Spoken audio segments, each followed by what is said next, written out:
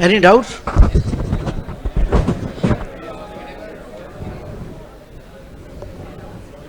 Yes, tell me. ये बंद कर देना. हाँ. The grants given to the state in the revenue is considered under the revenue expenditure. The loans given to the state is considered under capital expenditure. That is because loan is always given in lump sum, whereas grants are given according to the purpose for which. Right? So grants are always given in installment. That's why I show grants under revenue receipts and revenue expenditure.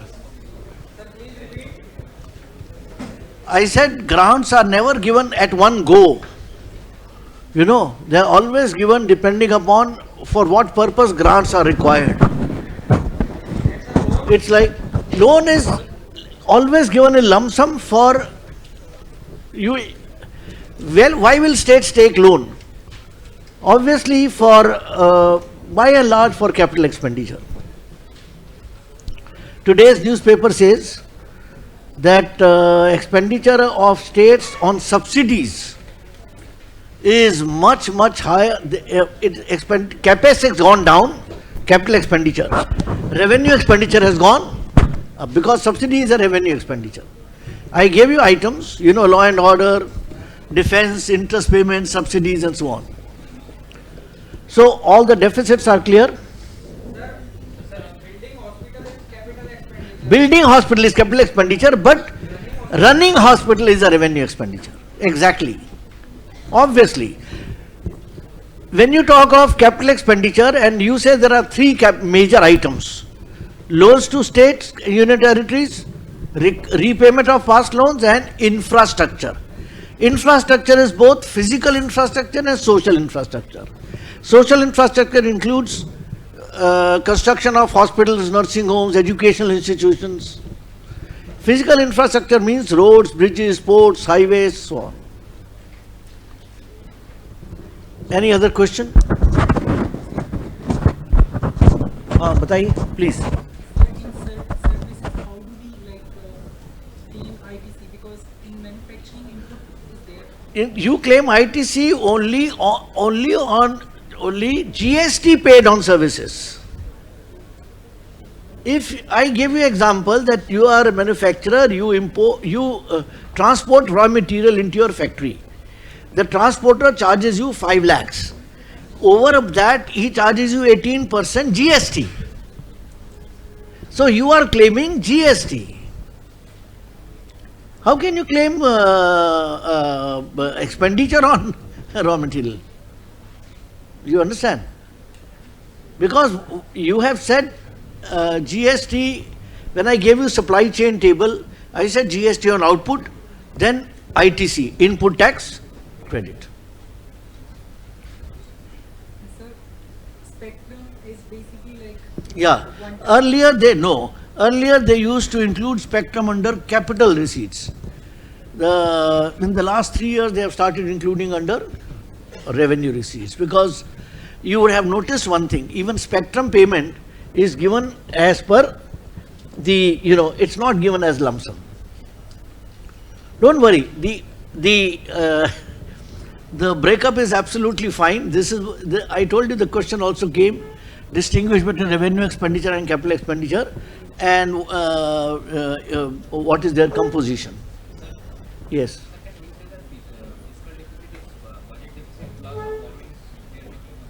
Obviously, but then let me tell you one thing. I mean, your 11th standard book or somewhere we may say fiscal is nothing but budget deficit plus borrowing. But I want to tell you one thing very clearly. The concept of budget deficit has been abolished for a long time. If I tell you something interesting, you will know. What is budget deficit? Budget deficit is the difference between TE and TR. Total expenditure minus total, which means in your notes 2 plus 4 minus 1 plus 3. Correct? 3. Your total receipts also include capital receipts. Yes or no? Revenue receipts and capital receipts. Capital receipts already include borrowing. So this anomaly was pointed out by none other than our very esteemed professor who used to teach us in Daily School of Economics, Sukhmoy Chakrabarti. He also was economic advisor to the government of India. 1985, he pointed out to the government of India that by projecting budget deficit, government is trying to mislead people. Because a common man doesn't know that budget deficit means that even after taking into account what you have borrowed, you may still have a deficit. So that deficit was being plugged by the government by borrowing from the RBI. Government will borrow from the RBI, RBI in turn will print currency, it will lead to more money in circulation, it may become inflationary, and you and me will start blaming RBI. Whereas RBI is not at fault. It is because government is not able to meet its expenditure, it is asking the RBI to print currency. So the concept of budget deficit is erroneous. We have stopped using this concept for the last 28 years now. It's no longer being used. Have I given you any concept of budget deficit? No. So to be saying fiscal deficit is equal to budget deficit plus borrowing, let's not even use the term budget deficit. Because budget deficit, to a common man, budget deficit is, I mean, if I don't tell you this, you will take a view, oh, budget deficit means expenditure and revenue difference. You will not know that revenue also includes borrowings as part of capital receipts. Show me one book where we are talking of budget deficit now. We stopped using that concept. In the supply chain, so like you pay the GST and ITC comes well before going to the second step. For example, when manufacturer pays GST. Now, what is your problem in supply chain? Tell me. What is the problem? Supply chain is very clear. Very, very clear. You read 50 books. If you get this table, let me know. I'll tell you where this table is given. When GST was introduced, quite a few literature books came into the market. A book that I bought was a 1400-page book on GST, because GST was absolutely a new tax. So it is in that book that you have this table given. Otherwise, supply chain is assumed to be a chain right from the manufacturing to the wholesaler, to the retailer, to the final consumer. Simple as that. Let's not even dispute, because supply chain actually means the kind of example I gave you, that if you really want to understand GST, assume Sandvat to be Ganga, assume, that's the best way to, understand GST, that once that bridge is demolished, right from the first bank of Ganga to the last bank of Yamuna, there's a constant chain without any hindrance and obstruction in the terms of the bridge. There was a question, yes.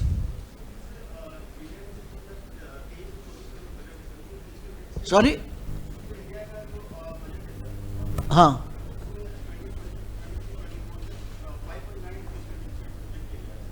हाँ, तो 23-24 का.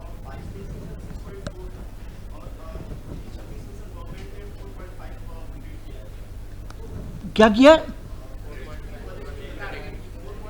4.5. मैं कहा 2.5 कह रहे हो sir. हाँ. Major किसके? मैं आपसे पूछता हूं. No, I am going to ask you. Only yesterday I said that government budget is like family budget. Did I say so? Now, you are a family. Your family prepares budget. It is running into a deficit. I ask you a question. How will you try to reduce that deficit? Just a minute, let him answer. Yes. Sorry? Capital expenditure को कम करोगे, revenue expenditure को कम करोगे? My dear, there is a term called fiscal consolidation, about which when I talked about FRBM Act yesterday, which we'll do today, the principal objective of the FRBM Act was that the government should adopt a path of fiscal consolidation. Now, what is fiscal consolidation? I'll give you examples. On the one hand, government should adopt measures to increase its revenue. And on the other hand, it should adopt measures to reduce its expenditure. I'll give you examples. You know, we have DBT. What is DBT? Do you know when it was introduced? 1st January 2013. Not in the NDA government. Correct? It was introduced with few schemes. Today, it applies to over 400 schemes where government gives, so that money goes right into the account of the beneficiaries. Because long back Rajiv Gandhi had said, out of 16 paisa that government gives, 15 paisa is, siphoned off by intermediaries. Correct? So, 1st January 2013, government introduced DBT with just 5 or 6 schemes. Over the years, of course, technology is playing a very major role throughout the world. So to be saying that India is also adopting technology, any country would have adopted technology. And any head of the government would have adopted technology because there is no choice. Correct? So DBT is one measure to reduce expenditure. Correct? Then increasing capital expenditure, reducing subsidies. Another way. GST is a way to improve revenue. Disinvestment is a way to improve revenue. Monetization of assets is a way to improve revenue. So any measure that one adopts, government adopts, or to increase its revenue on the one hand and reduce its expenditure would mean that it is trying to bring about fiscal consolidation and reduce fiscal deficit. Very simple. You have said 4.5% is obviously that's a target laid down for 25-26 by the government. We hope that is achieved.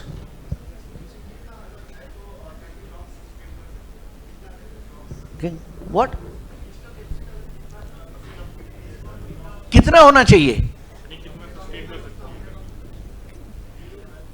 क्या कह रहे हैं? Tolerable. आपका deficit कितना होना चाहिए family का? What should be the deficit of a family? The deficit should be the repaying capacity.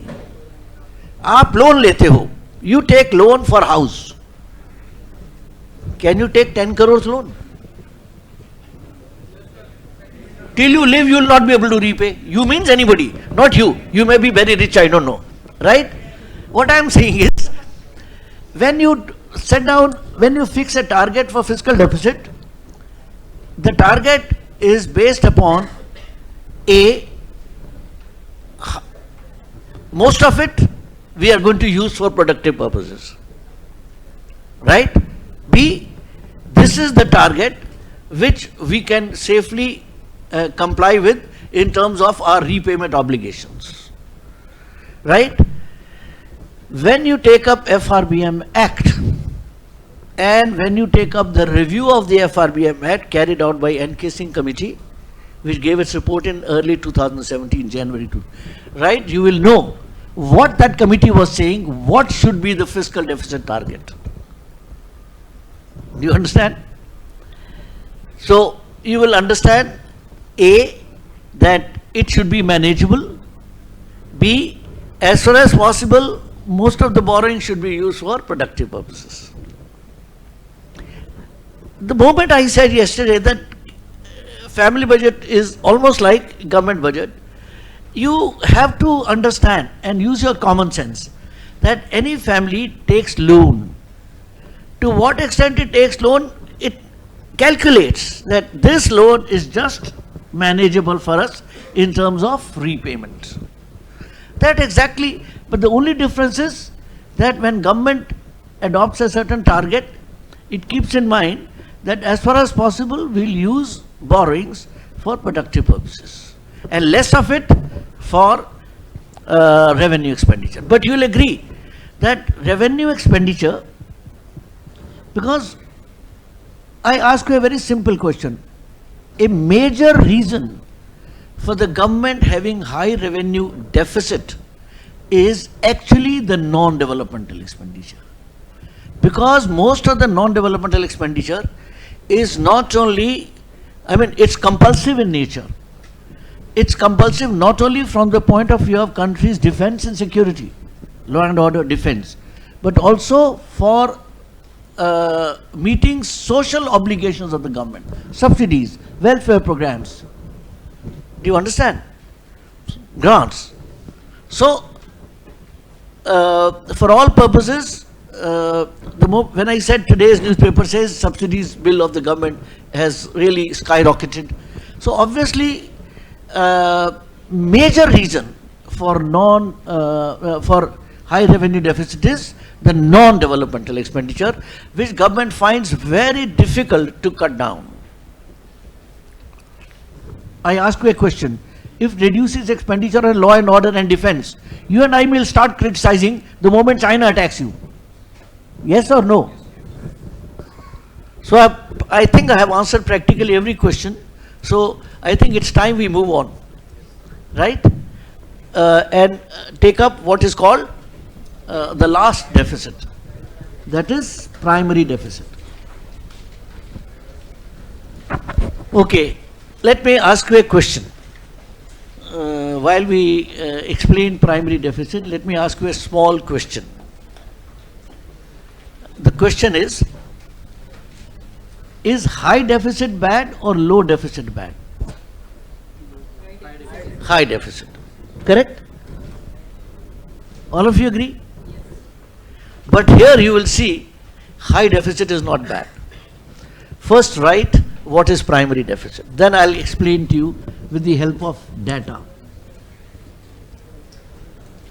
So please write the equation for primary deficit. Let me recall, I gave you 4 deficits yesterday. Revenue deficit, effective revenue deficit, fiscal deficit and primary deficit. So we are into the last one. Primary deficit is equal to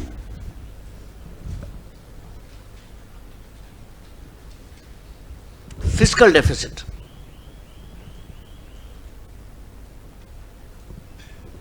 minus interest payments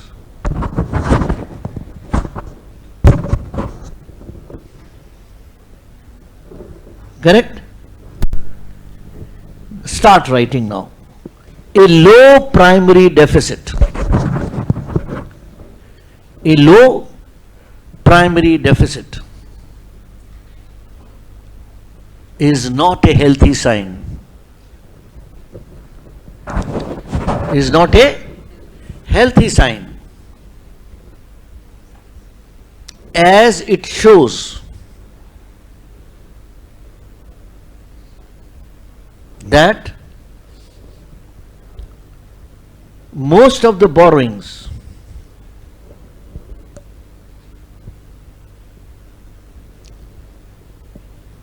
may be used for payment of interest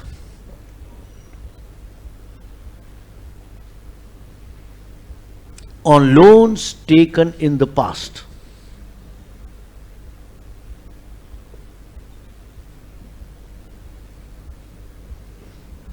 Full stop. In the extreme case,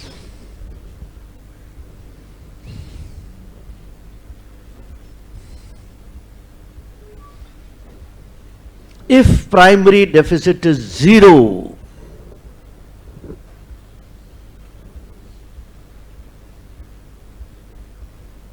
it means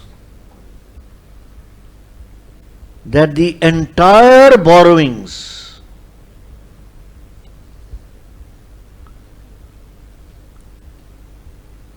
are used for payment of interest on loans taken in the past.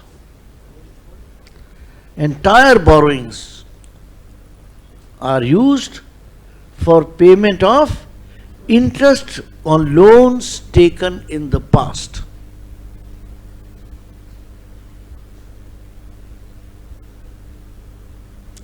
Read.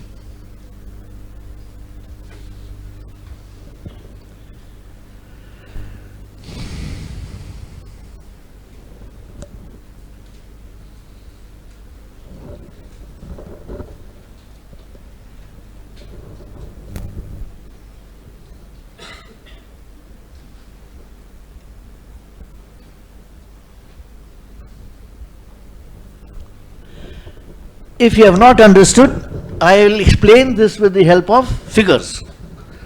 Then I don't think there will be anybody who would not have who will not understand. I'll give you. I said that fiscal deficit is projected at 5.9%. Let's say 6%. And I also said this is about 17 lakh.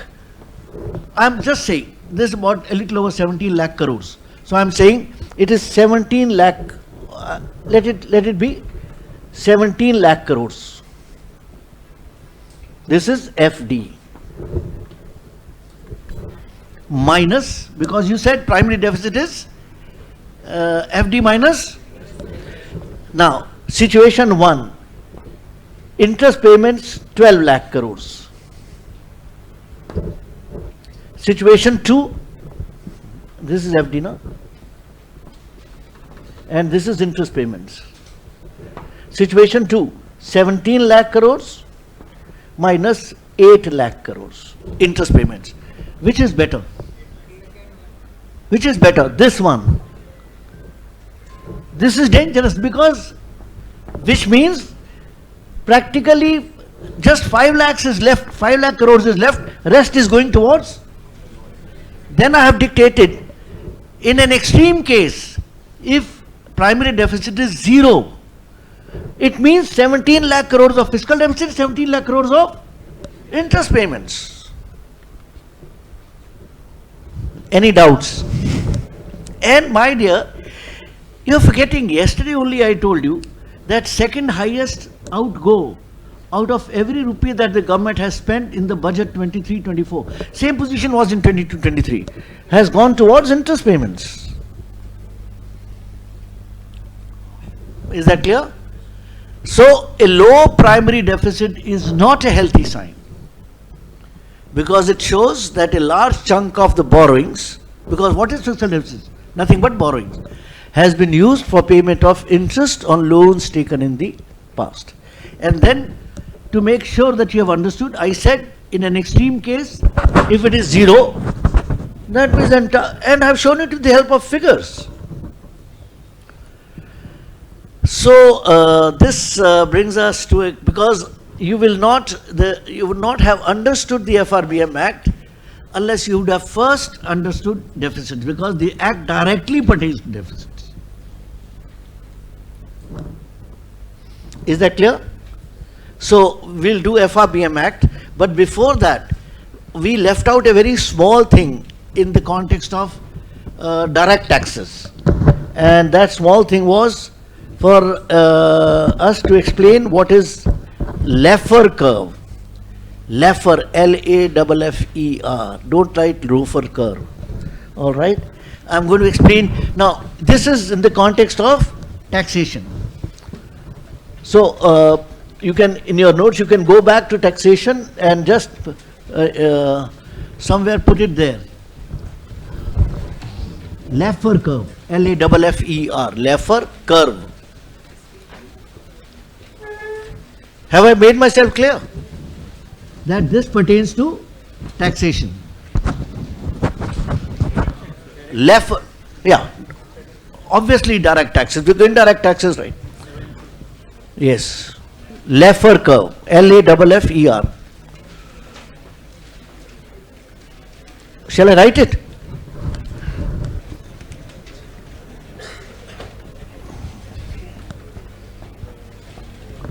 Laffer curve.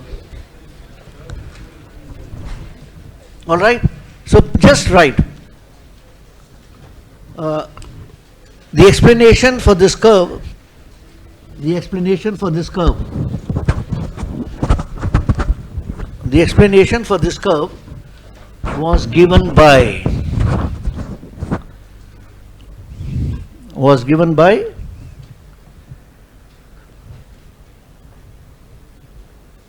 American economist Arthur Laffer. American economist Arthur Laffer.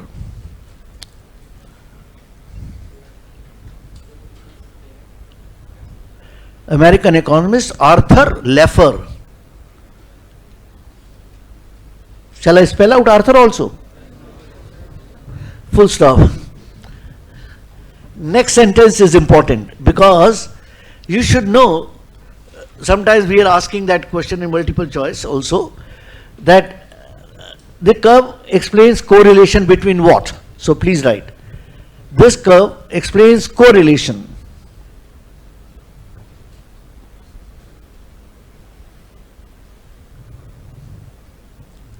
between tax rates and tax revenue.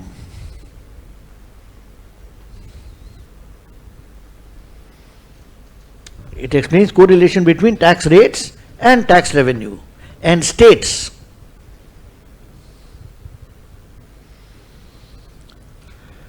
that if tax rates are low,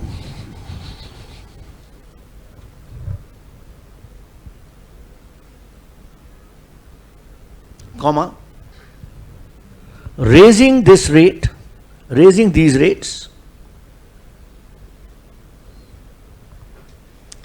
may result in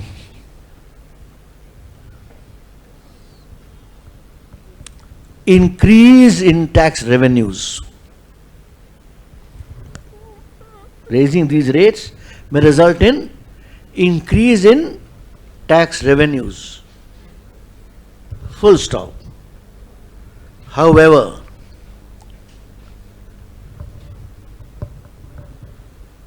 there is an optimum rate of tax. There is an optimum rate of tax at which tax revenues may be maximized.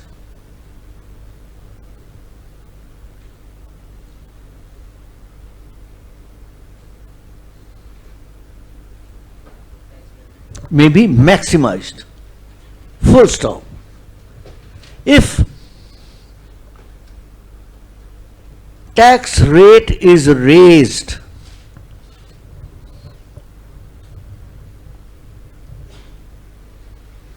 beyond this optimum rate,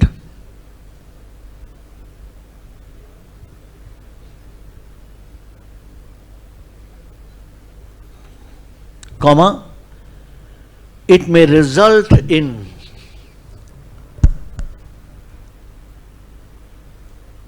a fall in tax revenues. It may result in a fall in tax revenues, as it may lead to lesser incentive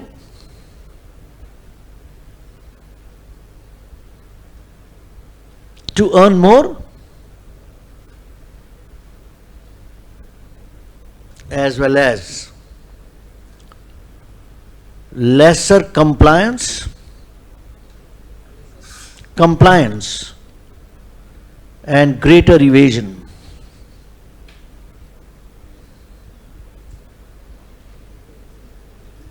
Full stop. Evasion.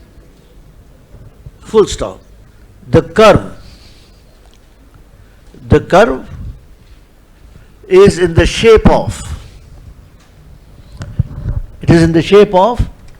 an inverted U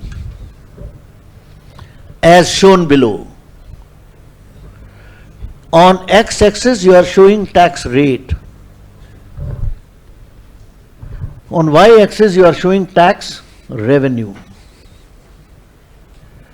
If tax rate is OT, I mean the curve is like this. You have a peak somewhere here. If tax rate is OT, tax revenue is OR. OR here. Okay? If tax rate increases to OT1, tax revenue also increases to OR1. Up to here, this is the optimum. If you have a peak here, this is the optimum rate of tax. It could be T3, where tax revenue is maximized. If you increase tax rate beyond OT3, tax revenue starts falling. All right? Any doubts?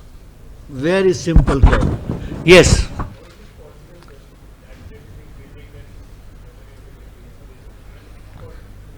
What is your question? How is it possible? How is what possible? How is what possible? What? Only after a certain point. What have you read what you have written? What have you read? No. What have you written?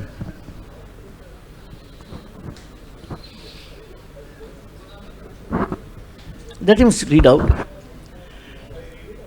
No. Read out yourself.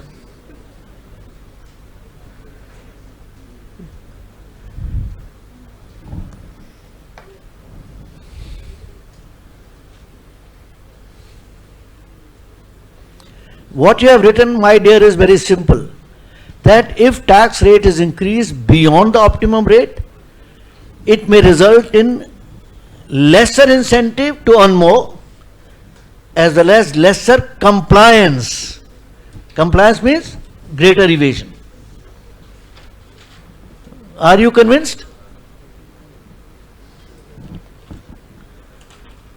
Yes. Yes. Not data, my dear. What kind of data do you give? Listen to me, please. Please listen. It will not be wrong to say that we have found application of Laffer curve in India. How? In 1991, in 90s as you call it, do you know what was the highest income tax rate in India? 90%. What is the highest rate today? 30%. There used to be 11 slabs. You understand what I am saying? How many slabs are there today? 3. Don't ask me, you ask yourself a question. There is no such thing called what is the percentage of optimum. That tax would depend from. But it is a fact that we have found application of Laffer curve in India, because 1991 we had economic reforms, beginning of economic reforms, and thereafter in subsequent years government started setting up expert committees for tax reforms. And one of the most, in fact, an economist, a taxation expert who is called the doyen of taxation, is none other than Raja Chelia. There was an institute he was running, right? So Chelia committee was set up, and a couple of other committees were set up, and practically all those committees recommended moderating tax rates, making the tax structure as simple as possible.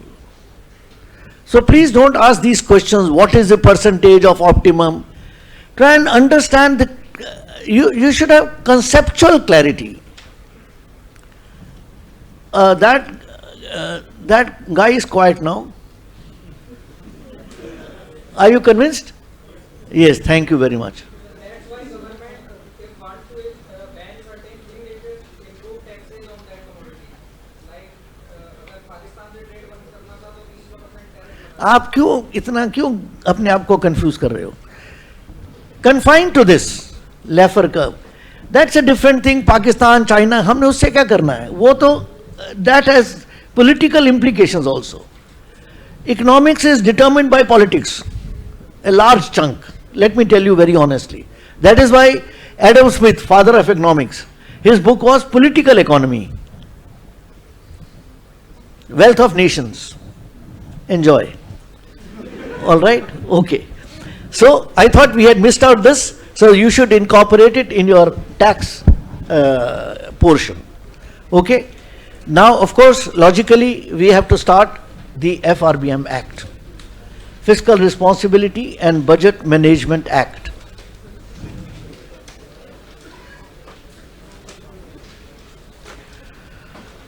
Please give the heading FRBM Act 2003.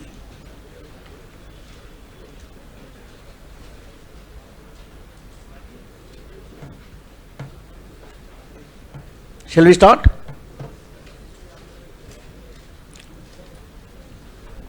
Please write. This act was passed in 2003.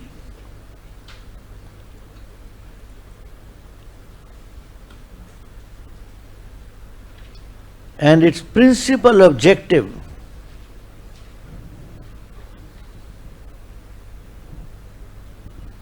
was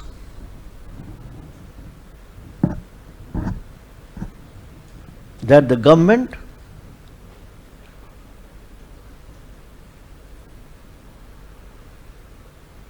should adopt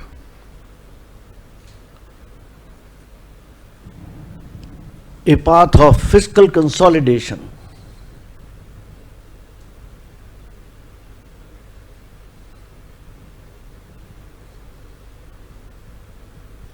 and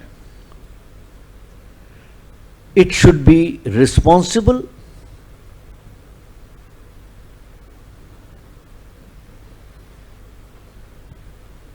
comma, accountable,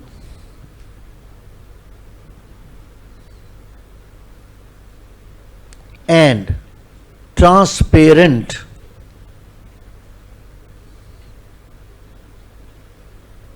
in its fiscal operations.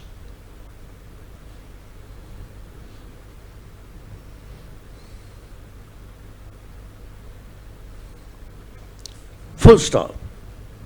The Act laid down some rules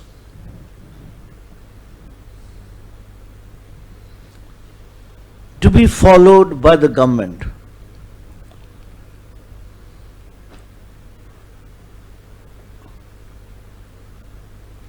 to achieve fiscal consolidation.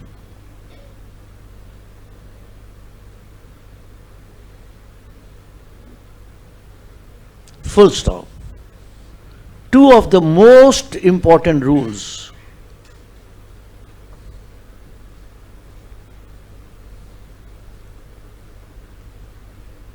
were as follows.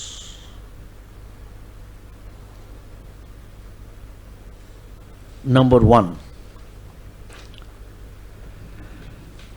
beginning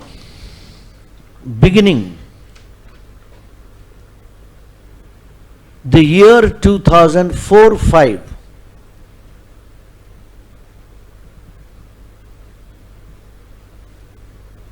and ending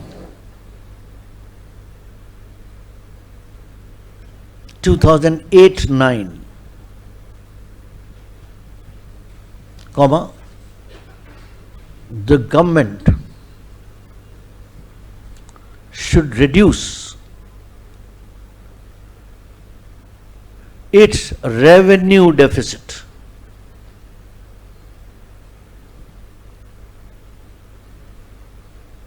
by 0.5% each year. How many years it makes? 5. 4, 5, 5, 6, 6, 7, 7, 8, right? By 0.5% each year, so that by 2008-9, revenue deficit of the government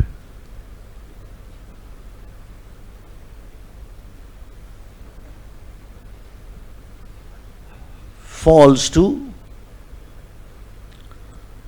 fill in the blanks.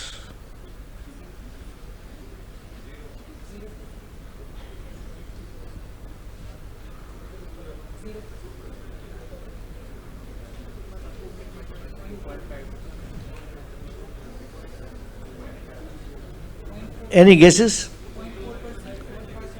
0. I told you, should there be a revenue deficit? You agreed yesterday. You all agreed that ideally you should meet your day-to-day expenditure with your day-to-day revenue. So, my dear friends, something which was to be 0 by 8-9, even today it is 2.9. Of course, when 8-9 came, all of you know there was global financial meltdown, and government got a very, shall I say, reliable excuse to tell the people or to convince itself that look, there is meltdown the world over. So India is also, although a question came in civil services, but I told the question came, please explain that India was relatively decoupled from that meltdown. The question came because we are using the term decoupled. Decoupled actually meant that, when I take up depression, I'll explain to you, let's not mix up these things. When I take up, as part of inflation, related terminologies, I'll explain to you what is the difference between, financial meltdown and slowdown. Let's not waste time here. So, only yesterday I convinced you that ideally revenue deficit should be 0. So, the second rule, rule number 2. The first sentence is the same. What is that first sentence? Very intelligent. Please write. Very, very intelligent. First sentence is the same. All of you have understood? Yes. No? My dear. So first, shall I tell you, these are hard classes. So unless there is a little bit of humor, you may not collapse, but the teacher can collapse. No, I remember something with the fond memories, and with really, I really feel so sad about it, that our very dear colleague, Sanjeev Verma, some of you may have come across a 200-page book also written by him. We were together in Wajiram. 2015, 9th November, he was taking class in that metro building basement, useless place that. He used to stink also. I used to tell Ravindran, please remove this. It was 2 to 4:30 batch. He collapsed in the class. Students carried him to the, the Jiva Nursing Home is the next door. This is the metro, building, metro, you have this basement. and he was declared dead. A very dear colleague of mine, economics teacher, very good teacher. It is actually in his place that we had Professor Vivash. He died in November. On the 11th was Diwali. I can't forget that, right? And it was a very sad moment for us because he collapsed in the class. And of course, I very fondly recall that a few days before that, I used to tell him when he would enter the staff room that, Verma, you're looking pale. Because I never found him eating anything. He would come out, take the class and go into the toilet and puff 2 cigarettes and all. So I would often tell him that, you need to be looking after your health. But this was something very sad for us that such a dear colleague. And February 2016, Vivash joined us, and all of you know, nobody can match the brilliance of Vivash. Top class teacher. Honestly, I mean, he having as many as 700 to 800 students in optional economics, entire Delhi will not have this. He is too brilliant. I mean, I have all regards for my colleagues, and so unless there is little bit of humor, it's so important for the teacher teaching. I don't know how important it is for you, but where were we? Yeah, rule number 2. Rule number 2, first sentence is the same. What is that? Yeah, beginning 2004-5, ending 2008-9, the government should reduce its fiscal deficit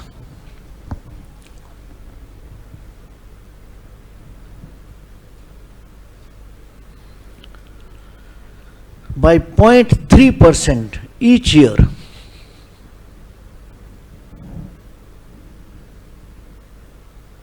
So that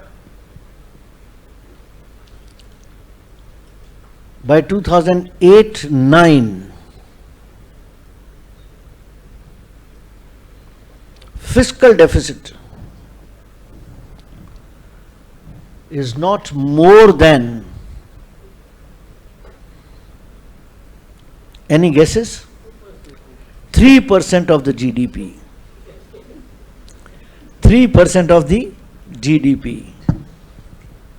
Okay? So these are two major rules. Start a fresh para. The Act also laid down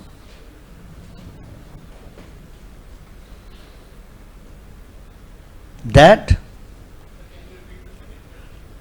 second point. What is that second point?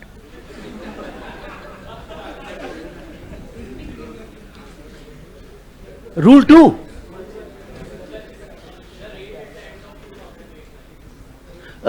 By 8-9, fiscal deficit should come down to not more than 3% of the GDP. Okay? Start a fresh para. Also write that the Act also laid down that the government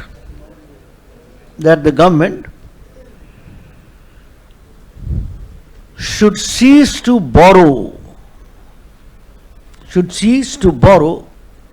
from the RBI.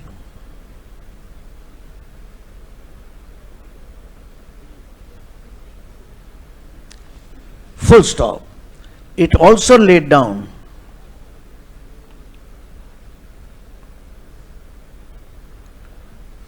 that the government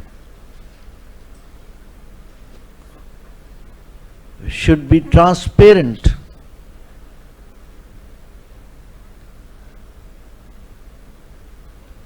in the sense that any change in methodology,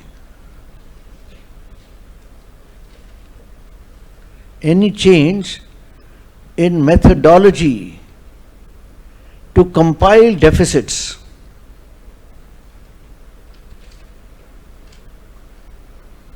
should be brought to the notice of the Parliament.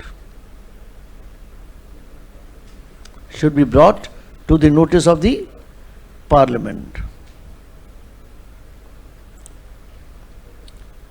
So, my dear friends, have you noted that the act laid down, because unless you had understood deficits, there was no way explaining to you the act. Now I ask you a question of pure common sense. What is the difference between government borrowing from banks and government borrowing from the RBI? Sorry? Yes. If government borrows from RBI, RBI has to print currency. When it prints currency, more money may come into the economy. More money would have inflationary potential. All right? But as important as this is, the other fact that because for a long time government used to borrow from the RBI, and what it would often do is it will borrow from the RBI against treasury bills, short-term government bonds of 91 days. And 91 days, as 91 days were getting over, it will ask the RBI to increase the maturity, so that what it would borrow would become almost perpetual in nature. So it almost became a habit with the government, right? Which was not a healthy sign for the economy. So when we dictated to you that government borrows from banks and financial institutions, it means it pledges securities, government securities and bonds, against which it takes loans. What are government securities and bonds? You will know from abroad. Manu, I'm in the class. All right? Sorry. Okay, sorry. This was a WhatsApp call. So, you should understand that this is a part of monetary economics. What are government securities? What are government bonds? When Professor Vivash takes up monetary policy, he'll tell you. Okay, and day in and day out, RBI is, conducting open market operations with banks, selling government securities, buying government securities, depending on whether it wants more liquidity with banks or less liquidity with banks. That's a question related directly to monetary policy. So this was the original act. Now, just see what you wrote on GST. I dictated to you that Kelkar committee was set up for implementation of FRBM Act. Yes? FRBM Act wanted the government to adopt fiscal consolidation. I have already defined what is fiscal consolidation. Increasing revenue on the one hand, reducing expenditure on the other. So, Kelkar committee's recommendation to have GST was actually to increase its revenue. Do you understand? That is why you have written, it was set up for the implementation of the FRBM Act. Okay, so I have correlated these. Now let's take a look. What is the review? So please start a fresh para. You can give the heading Review of the FRBM Act.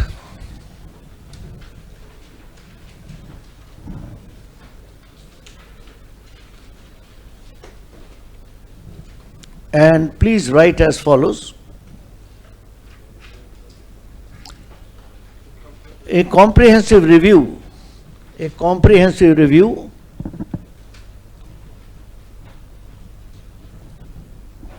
of this act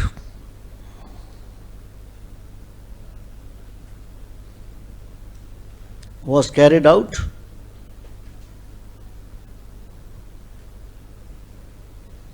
by N.K. Singh Committee. N.K. Singh Committee, set up in 2016,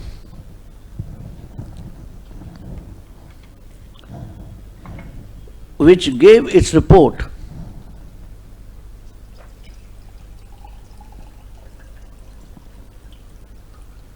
in early 2017.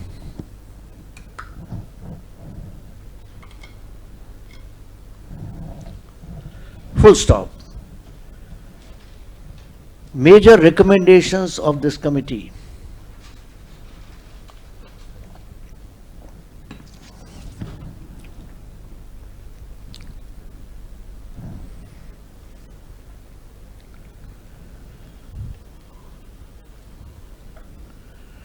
Are as follows.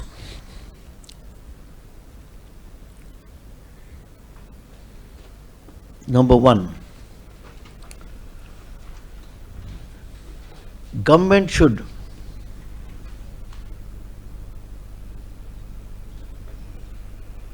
reduce its revenue deficit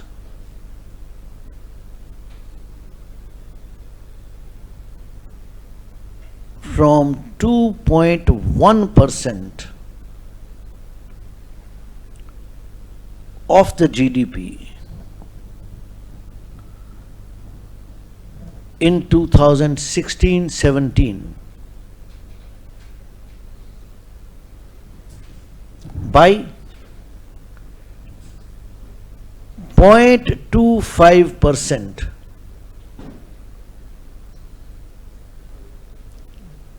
each year from 17-18, so that by 2022-23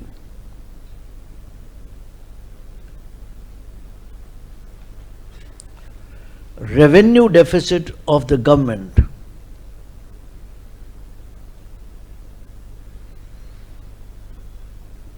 is not more than 0.8% of the GDP.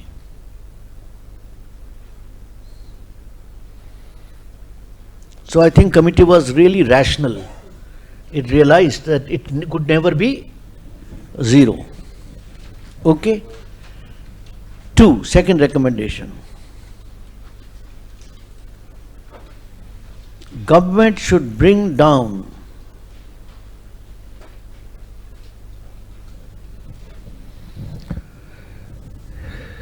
its fiscal deficit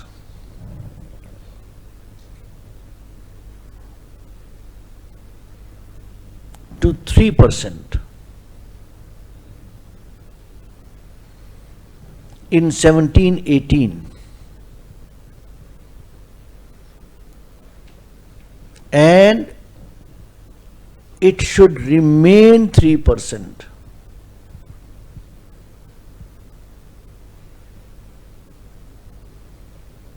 for 3 years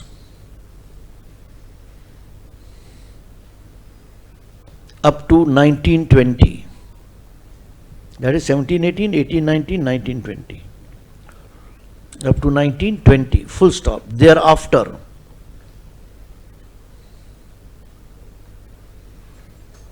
it should be brought down.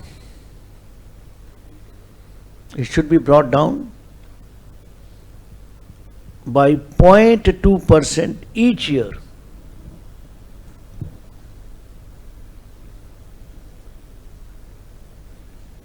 So that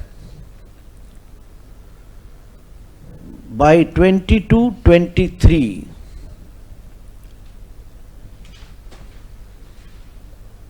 it is not more than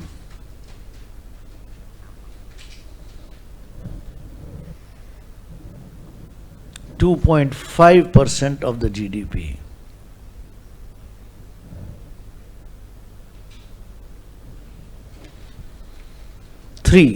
Third recommendation. Government should reduce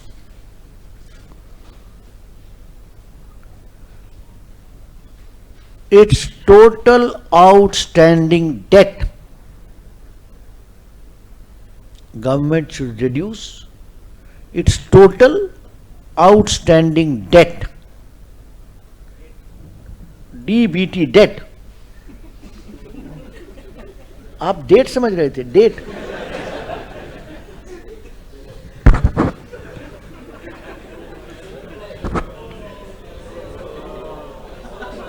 this is called मैं एवे एवे लुट गया.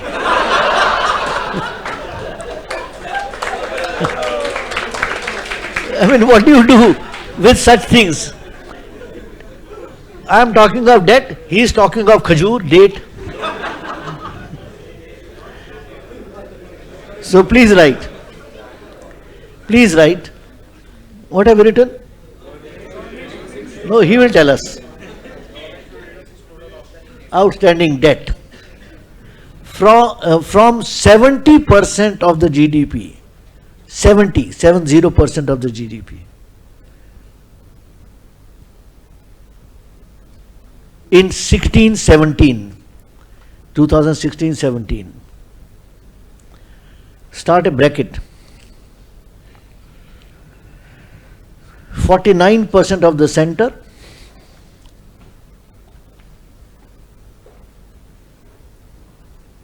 and 21% of states.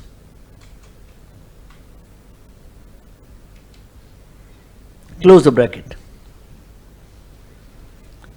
To 60% of the GDP.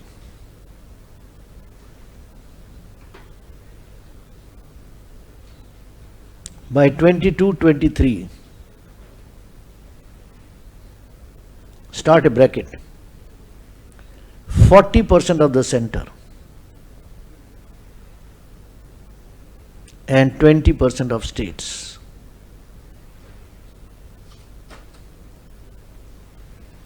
Okay, this question has already come in prelims, where the examiner reversed the figures to confuse students. You understand? Okay.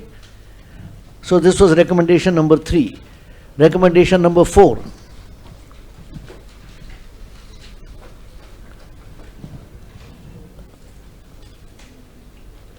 The principal objective of the Act.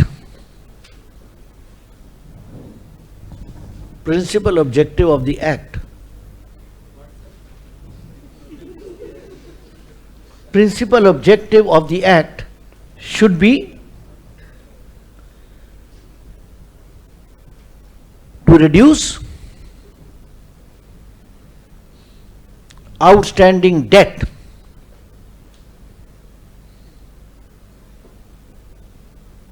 rather than fiscal deficit.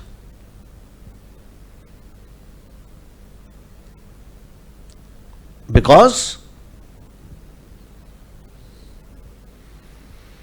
global credit rating agencies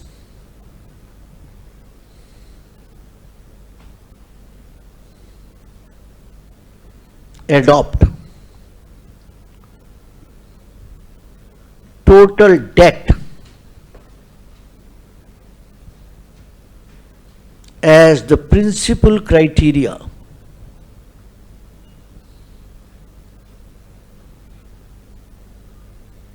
for awarding ratings.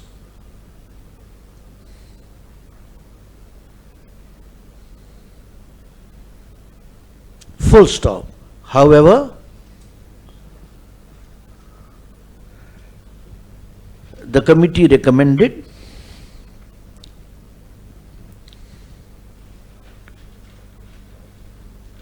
that reduction of fiscal deficit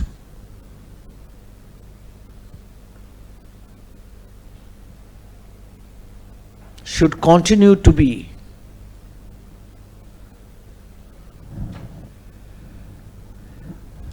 the operational objective of the Act.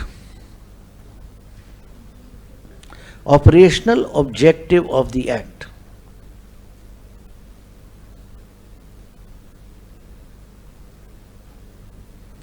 Recommendation number 5.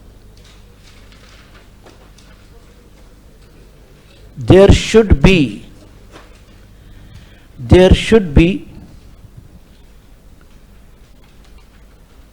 an, start an inverted comma, escape clause.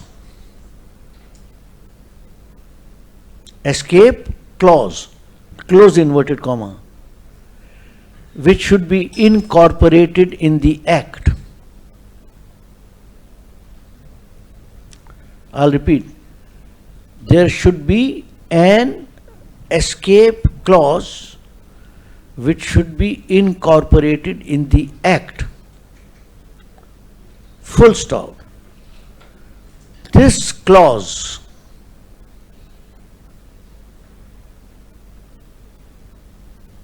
would imply that the government will have the flexibility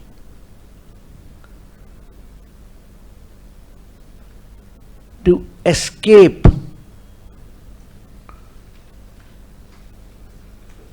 meeting its fiscal targets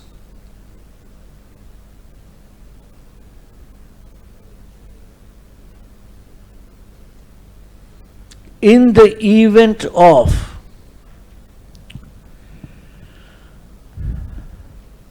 abnormal conditions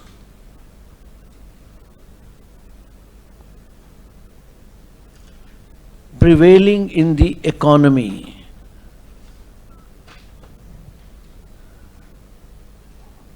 like extreme natural calamities,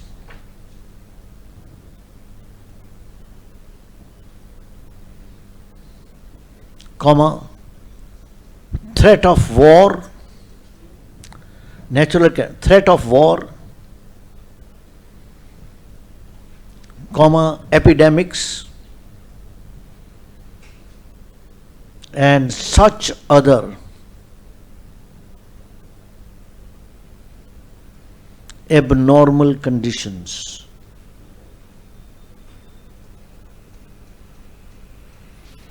Recommendation number 6. The government should set up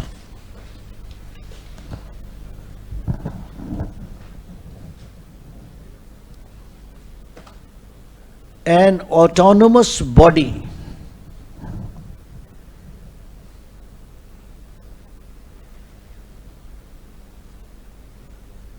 called Fiscal Council,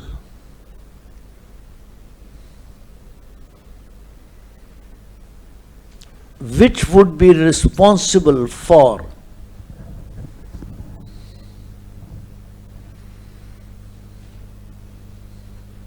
carrying out fiscal appraisals,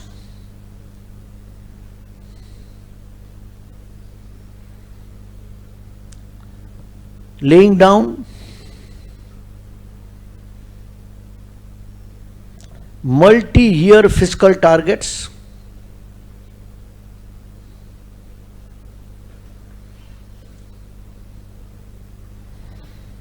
comma, analyzing fiscal parameters,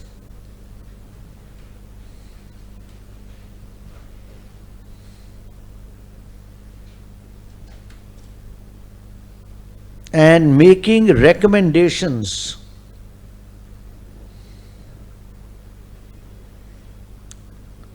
independent of the government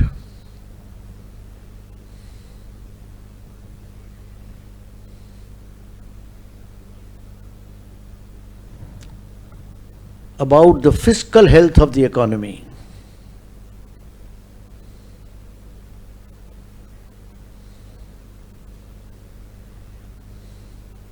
Okay, these are the recommendations. Start a last para. Don't give any number. The committee recommended that the act should be renamed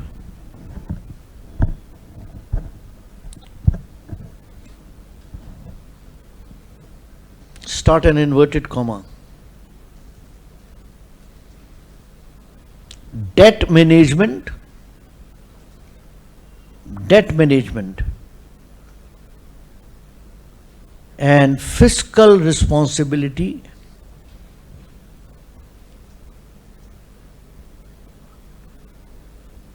Act and rules.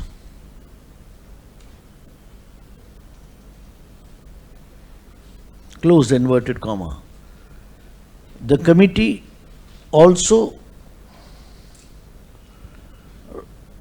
recommended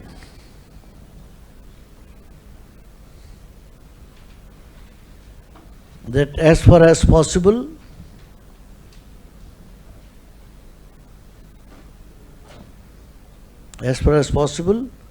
there should be coordination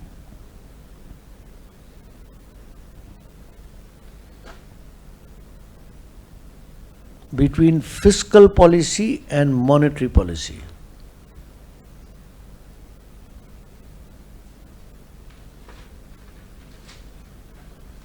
Okay? I would request you to please read. Take your time, but do read. You may have questions to ask.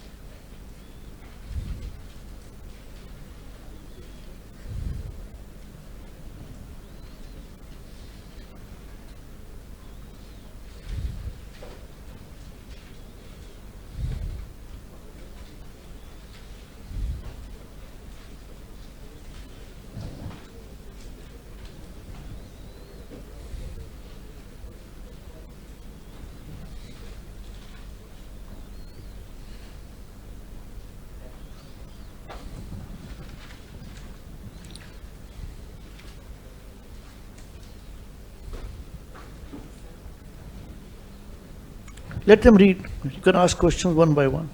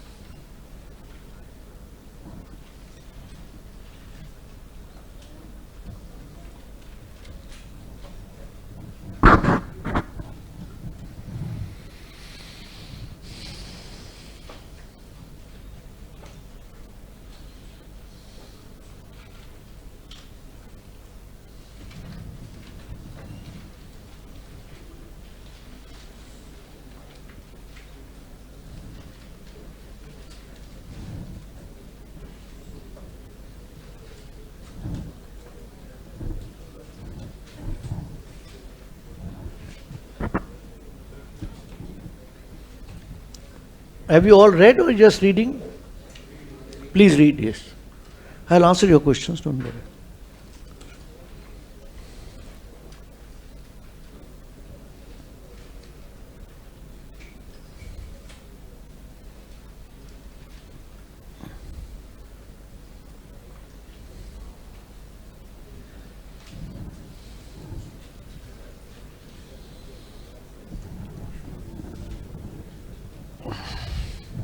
I'll come to you.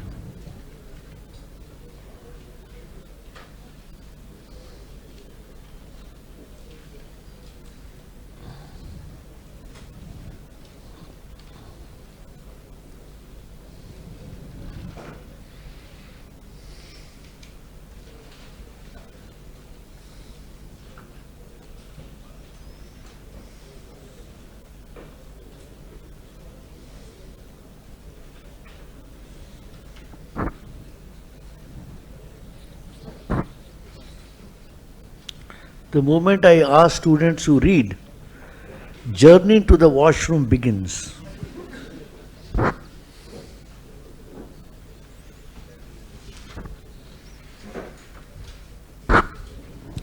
What a great coordination.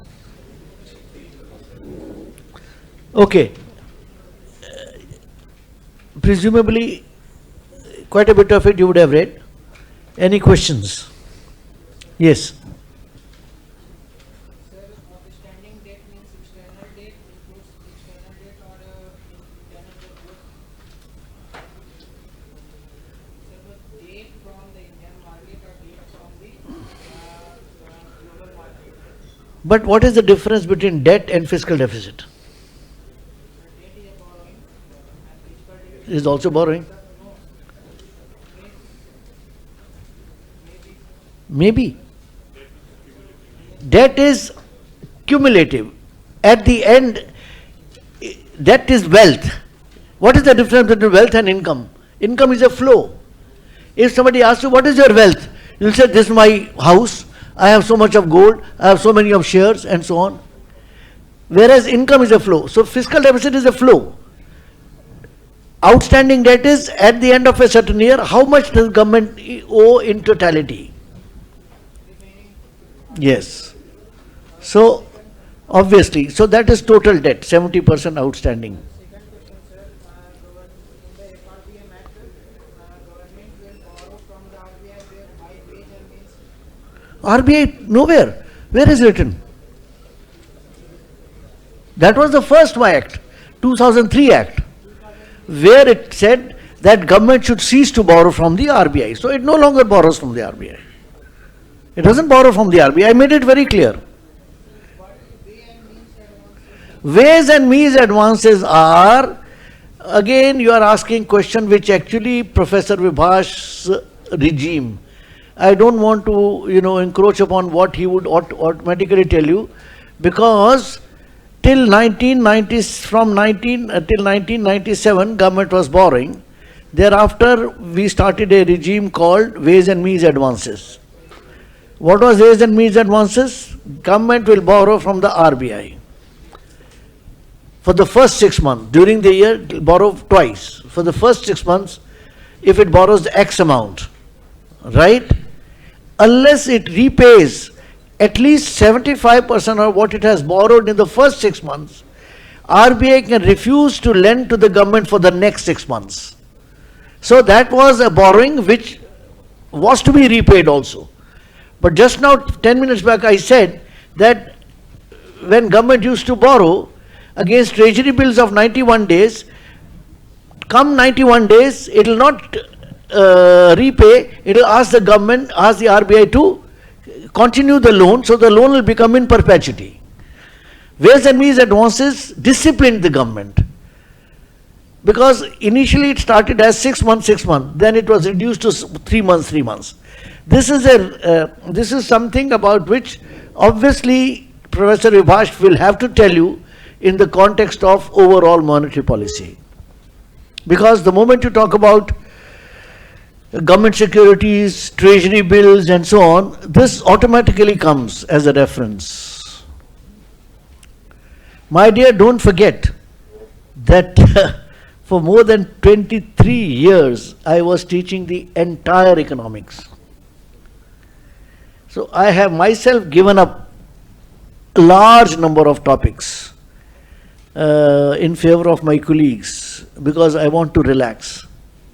Relax means, I mean, it's not, but I want to get rid of, because we have good, nice colleagues to be taking care. We have Professor Reddy also joining us. So have you understood that one is to talk about outstanding debt, another is to fiscal deficit? Because the committee said that we should focus, the principal objective of the act should be reduction of the outstanding debt rather than fiscal deficit. But at the same time, it said reduction of fiscal deficit continue to be the operational objective of the act. You have a question? Yes. Saying that 2000 Act, it says that government should cease to borrow from the RBI. Sir, अभी भी RBI से borrow करती है। ने कहा, किसने बोल दिया आपको? अरे किसने कहा आपसे? आपको किसी गवर्नमेंट ने कहा है कि आरबीआई ने? शक्तिदास दास ने तो नहीं कहा। Government issues government securities. No, it doesn't borrow. Let's finish, वो आर्गुमेंट ही खत्म हो जाएगी। Government does not borrow from RBI, relax.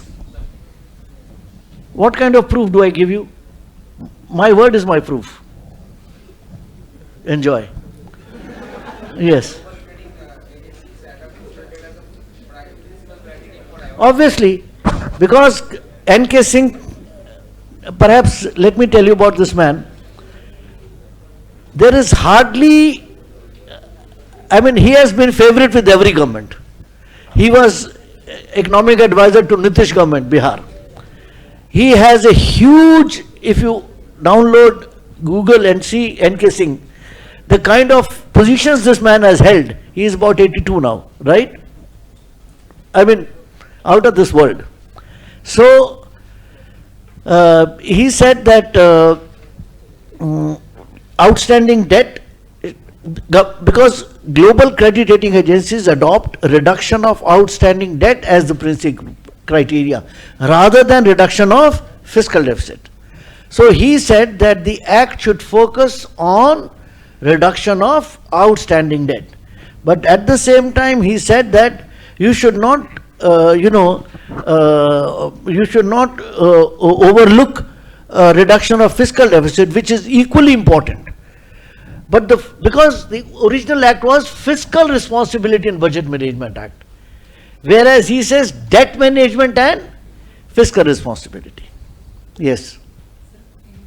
Last class we discussed that as long as we have revenue deficit zero, then if we keep on borrowing, then it shouldn't be much problem as long as we are using it for productive purpose. Correct. So if we, like, then why we are reducing keeping it to 3%, we can borrow more and use it for constructive purpose. Borrow more? That is the question I think that boy asked as we entered the class, that, sir, what should be the fiscal deficit? Should it be 3%, 4%, 25, 26 target is 4.5%, why 4.5%? The question which was answered by me, where I said that, look, how much you borrow depends on your repaying capacity, A. How much you borrow also depends upon how far you can use it for productive purposes. So that's an irrelevant question. Then let's not forget that when the committee was set up and when it gave its recommendations in January 17, pandemic had not occurred, and yet the committee had the foresight that in the event of any abnormal condition, the committee could never, and nobody could foresee the kind of pandemic the world has seen, that in the event of abnormal conditions, the government should have the flexibility not to meet its laid down targets, right? Of course, the committee also went on to add to that point that, however, the deviation from that target should not be more than 0.5%. I have not dictated that, because during the pandemic, fiscal deficit soared. You understand? The first 2 quarters of 2021, because Modi announced lockdown on 24th March, if I remember correctly, which went on up to 31st May, about 65 days, right? First quarter of 2020-21, that is 1st April to 30th June, and the second quarter from 1st July to 30th September, the country was in the midst of stagflation. We were having a recession because minus 24% was the GDP growth rate in the first quarter, close to minus 9% was in the second quarter. And recession is two consecutive quarters of negative GDP growth rate, the dictionary meaning. And you can imagine, if you are in a recession, what will be the state of your deficit? Imagine what nobody could foresee, at least a recommendation in terms of escape clause was a very well thought out recommendation. And remember one thing, whenever a committee is set up, right, particularly what is called a committee which has to recommend in terms of the economy as a whole. No committee set up for such purposes can overlook what other countries are doing. For example, when the committee recommended that there should be a fiscal council, autonomous body, I know that as many as 40 countries already have a fiscal council. No committee, particularly at recommending on a huge canvas for the economy, has to take into account what other countries may be doing. It cannot recommend irrespective of what goes on in other countries. NKSing knows that as many as, just as I know, that as many as 40 countries already have an independent autonomous fiscal council which on its own carries out fiscal appraisals, lays down multi-year targets, and goes on analyzing fiscal parameters and makes recommendations independent of the government about the fiscal health of the economy. But till date, we have not set up any fiscal council. All right. So, any other question on this? Yes. Yes, please.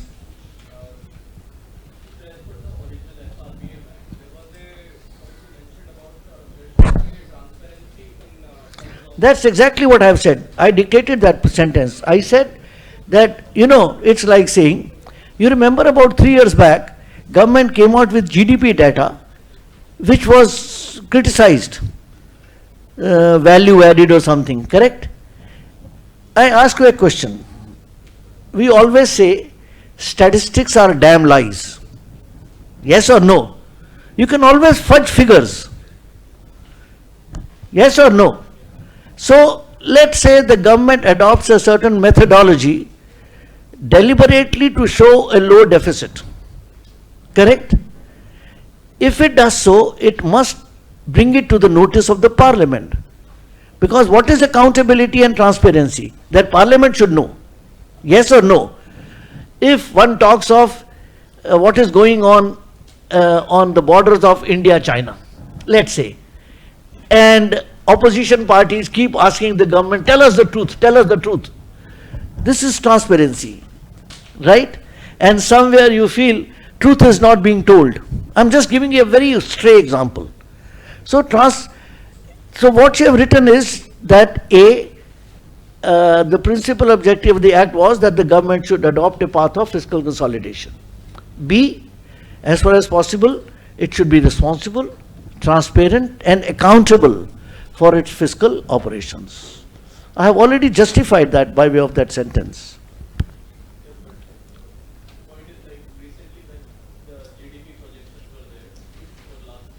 Yeah.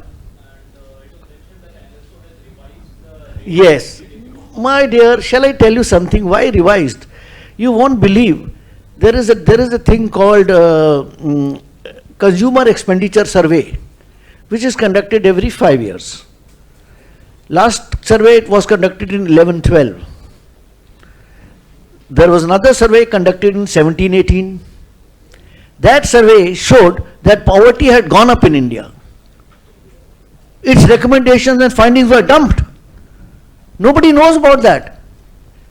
I would have told you about that when I would have taken up inflation.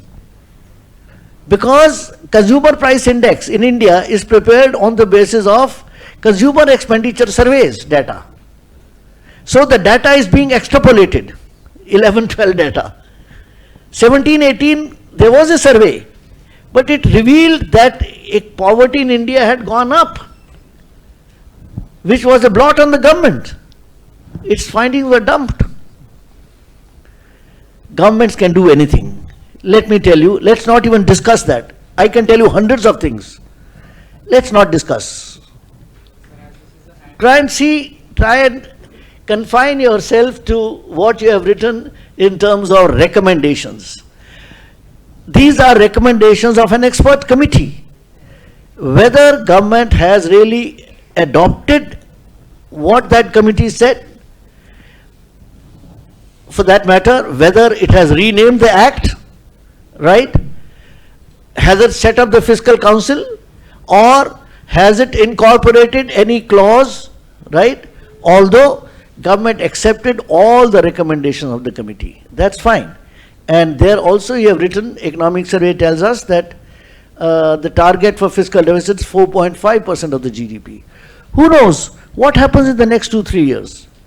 But global headwinds are not comfortable.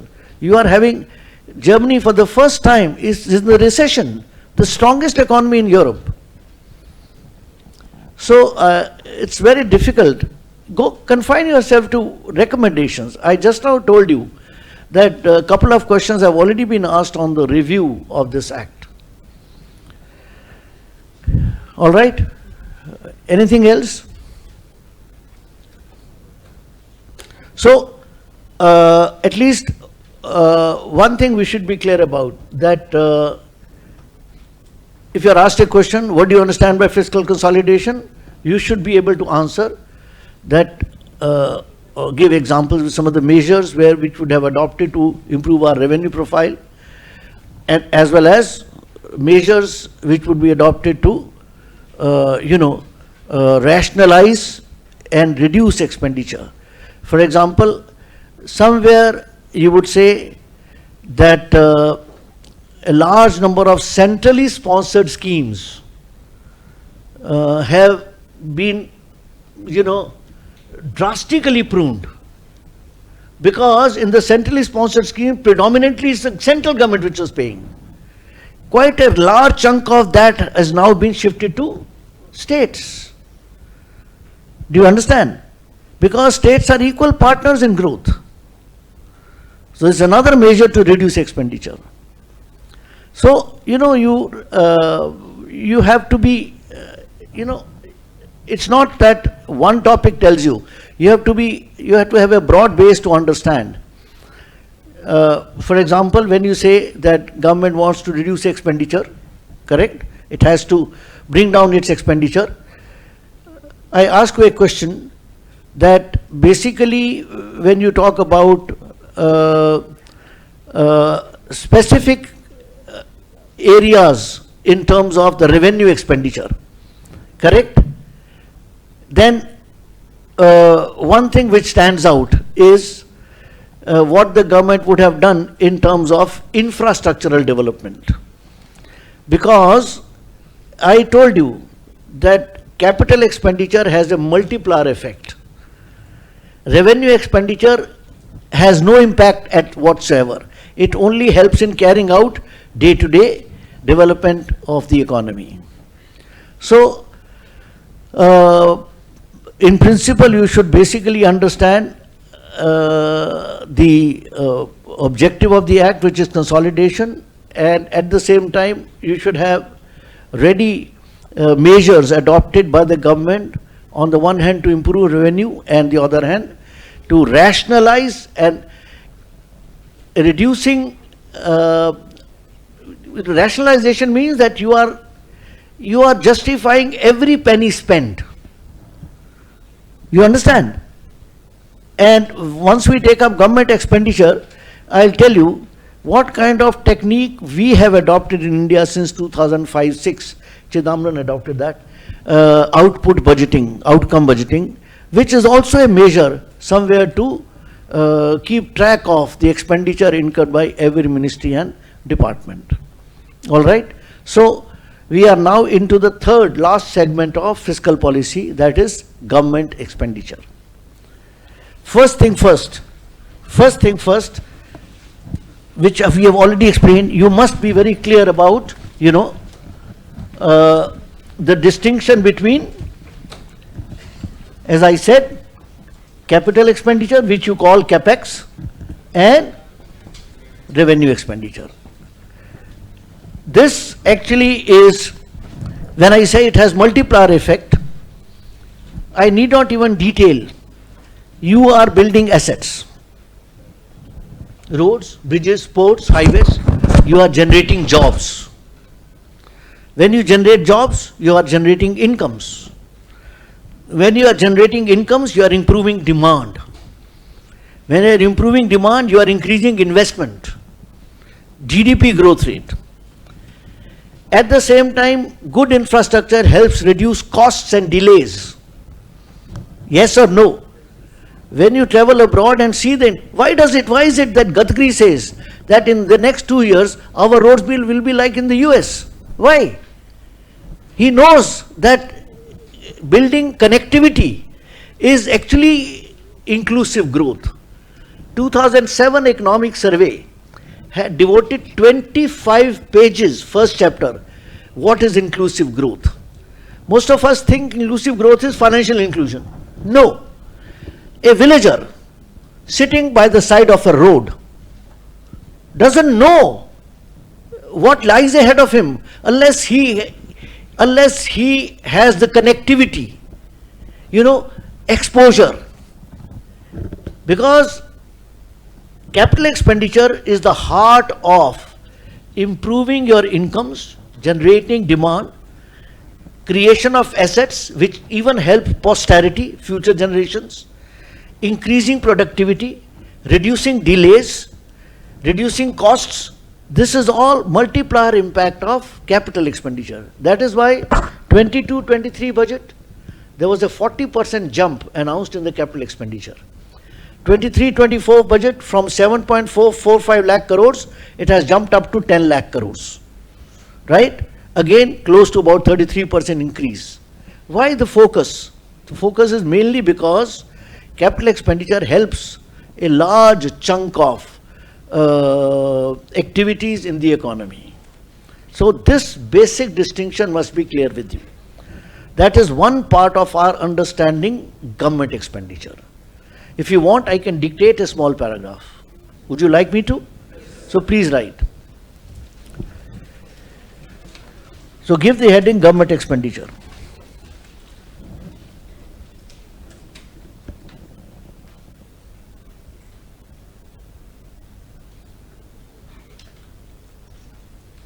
Please write government expenditure is divided into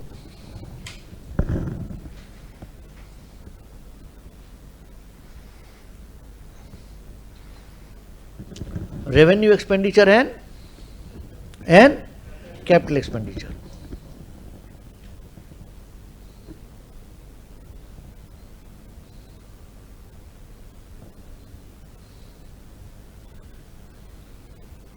Full stop. Revenue expenditure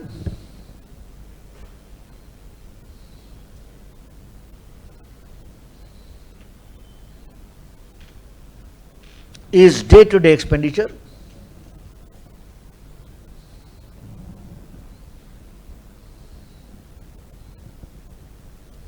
Which is important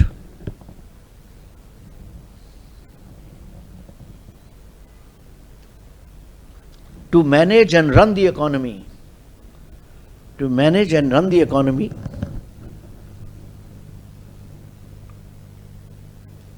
on a day-to-day basis.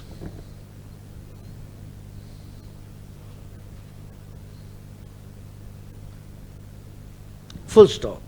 However,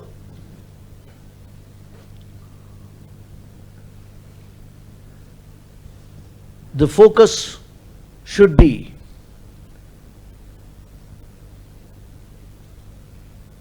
on increasing capital expenditure on the one hand,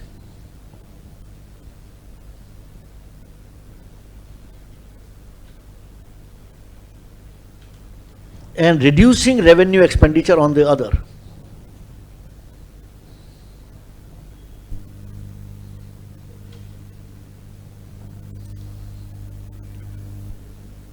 Full stop.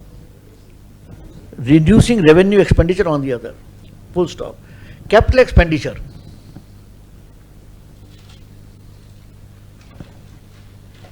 Has a multiplier effect on the economy.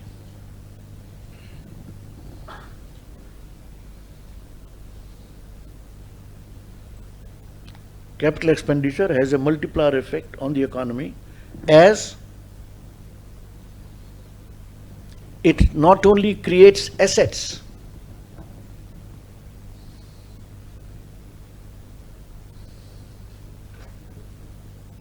both physical and social assets.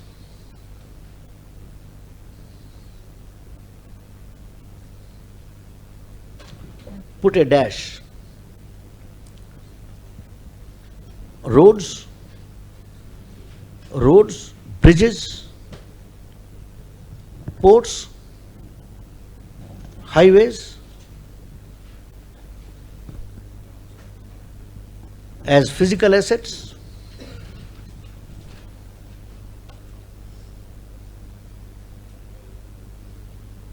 and educational and health organizations, education and health institutions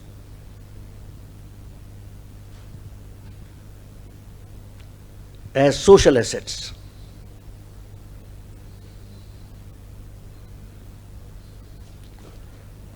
Full stop. It generates employment opportunities,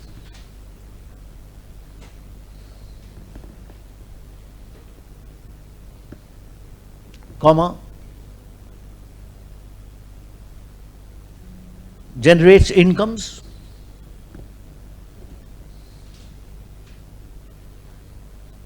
increases consumption and demand,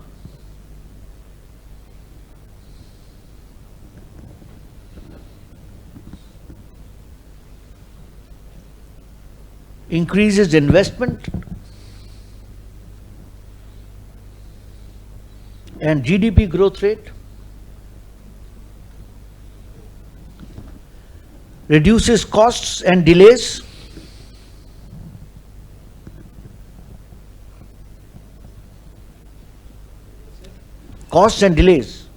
helps mobility,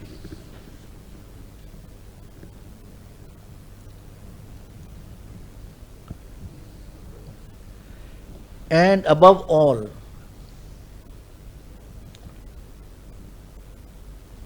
increases productivity.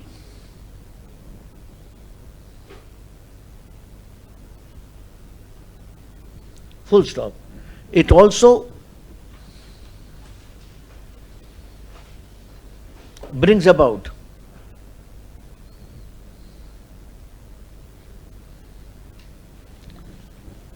better connectivity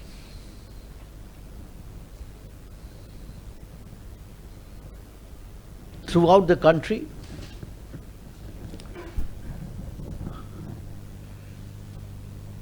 and helps achieve the ultimate goal of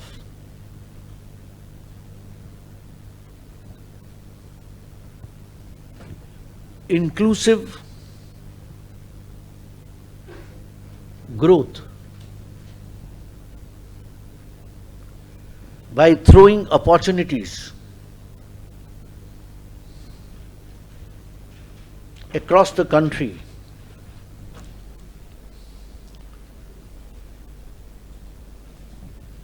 in terms of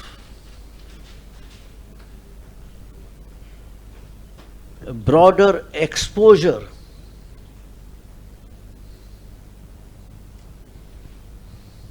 for all sections of the society.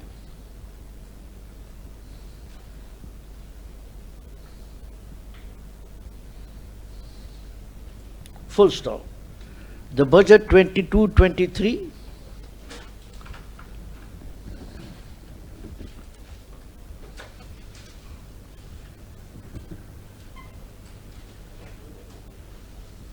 set aside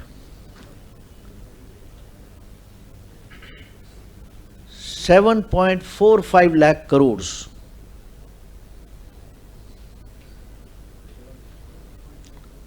towards capex, towards capital expenditure, recording an increase of over 40%. An increase of over 40% from the previous year.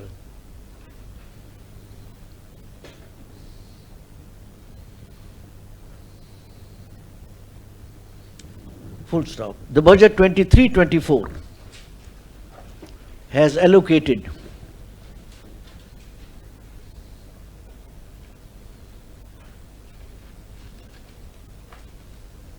as much as 10 lakh crores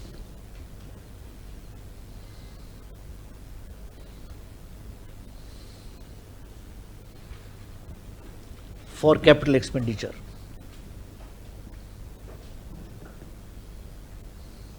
Full stop. While there has been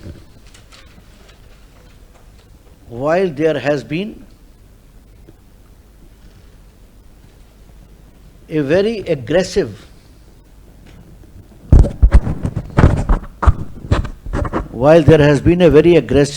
push by the government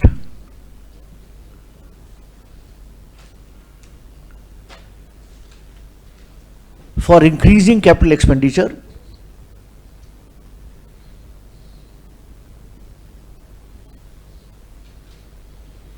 there has not been corresponding increase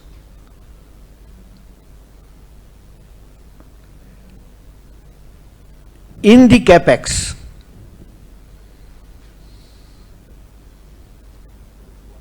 Increase in the capex by private corporate sector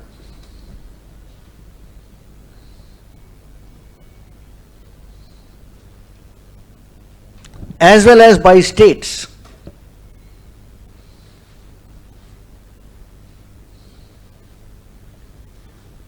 For which the government has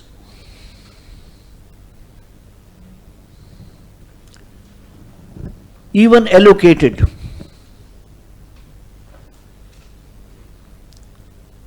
$50-year interest-free loans to states. Interest-free loans to states.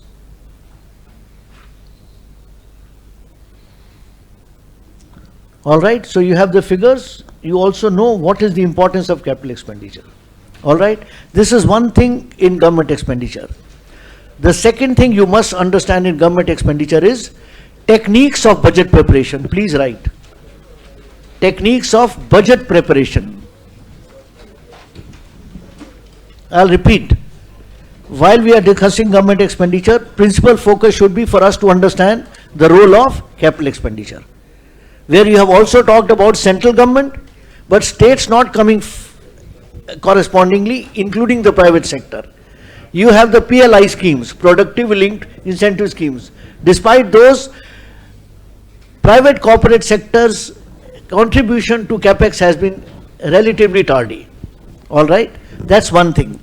The second thing I said in terms of understanding government expenditure is that what are the techniques adopted by different governments for preparing their annual budgets, because these techniques may help reduce and rationalize expenditure. So please give the heading techniques of budget preparation.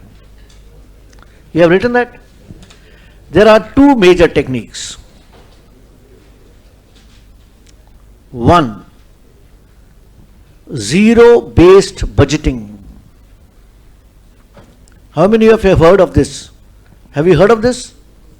Zero-based budgeting. Zero-based budgeting. And the second technique which we are adopting in India is outcome budgeting.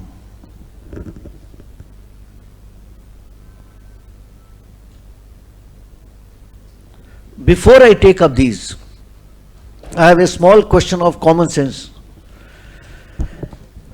What is gender budgeting?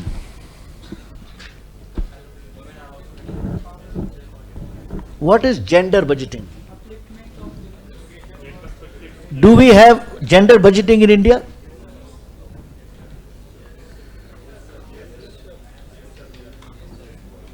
Yes.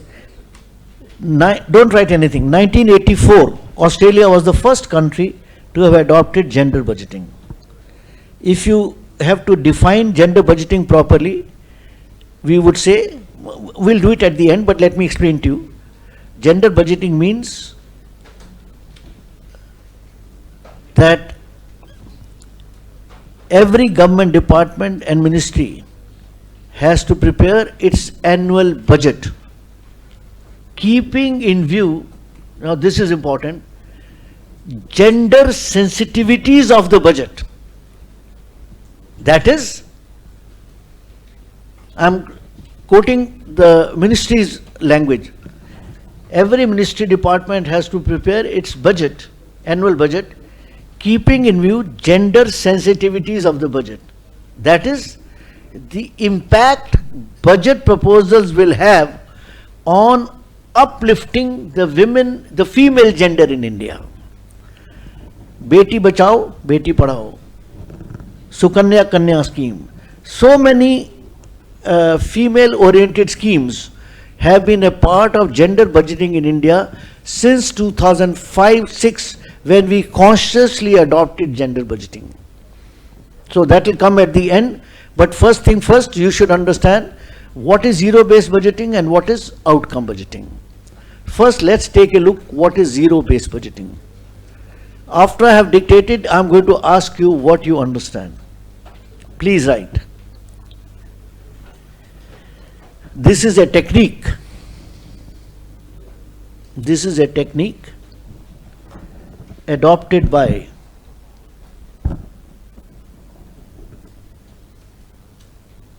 a large number of advanced countries.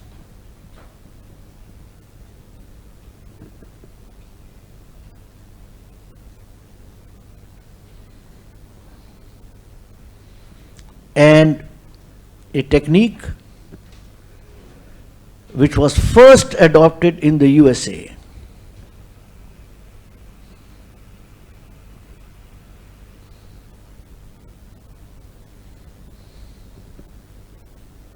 Full stop.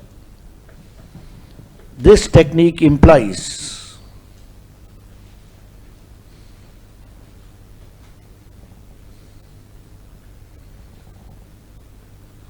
that the annual budget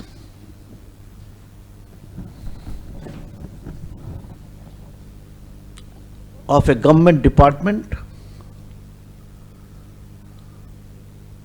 oblique ministry is prepared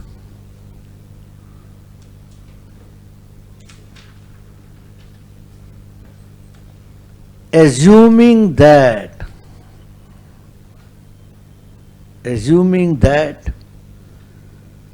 there was no budget in previous years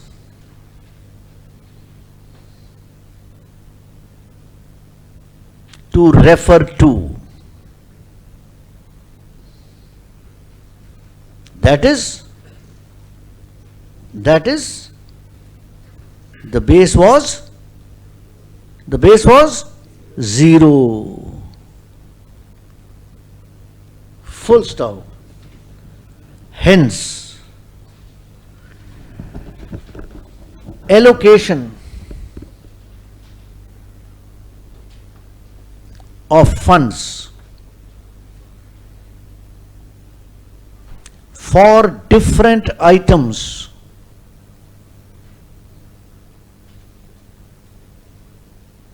in the budget of a ministry is done afresh on the basis of the relevance and justification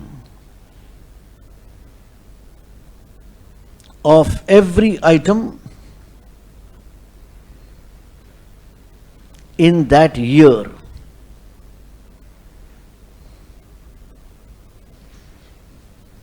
Full stop. As such, this is an unbiased technique of preparing budget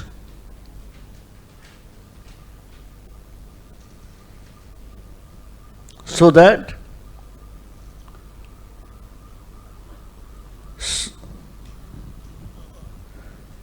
allocation of funds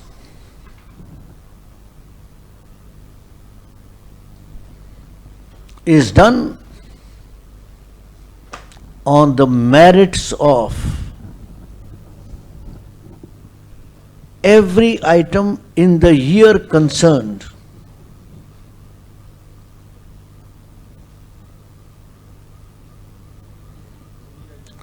Year concerned, full stop. In the process,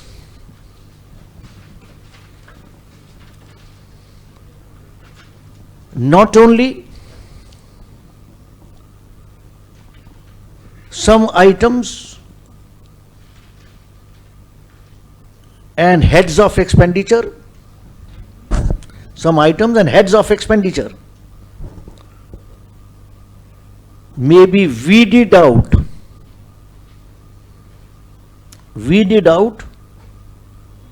and eliminated,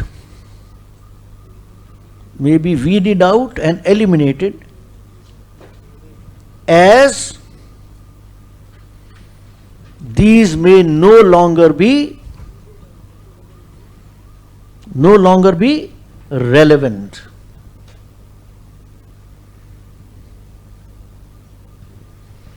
Full stop. This technique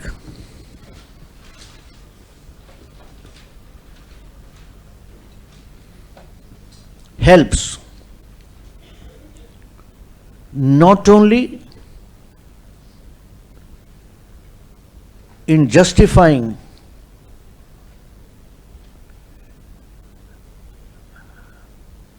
every penny spent,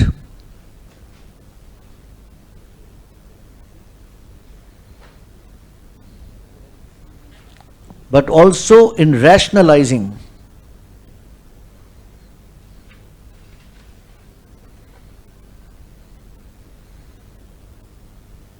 expenditure for a ministry oblique department. For a ministry oblique department. Okay, read.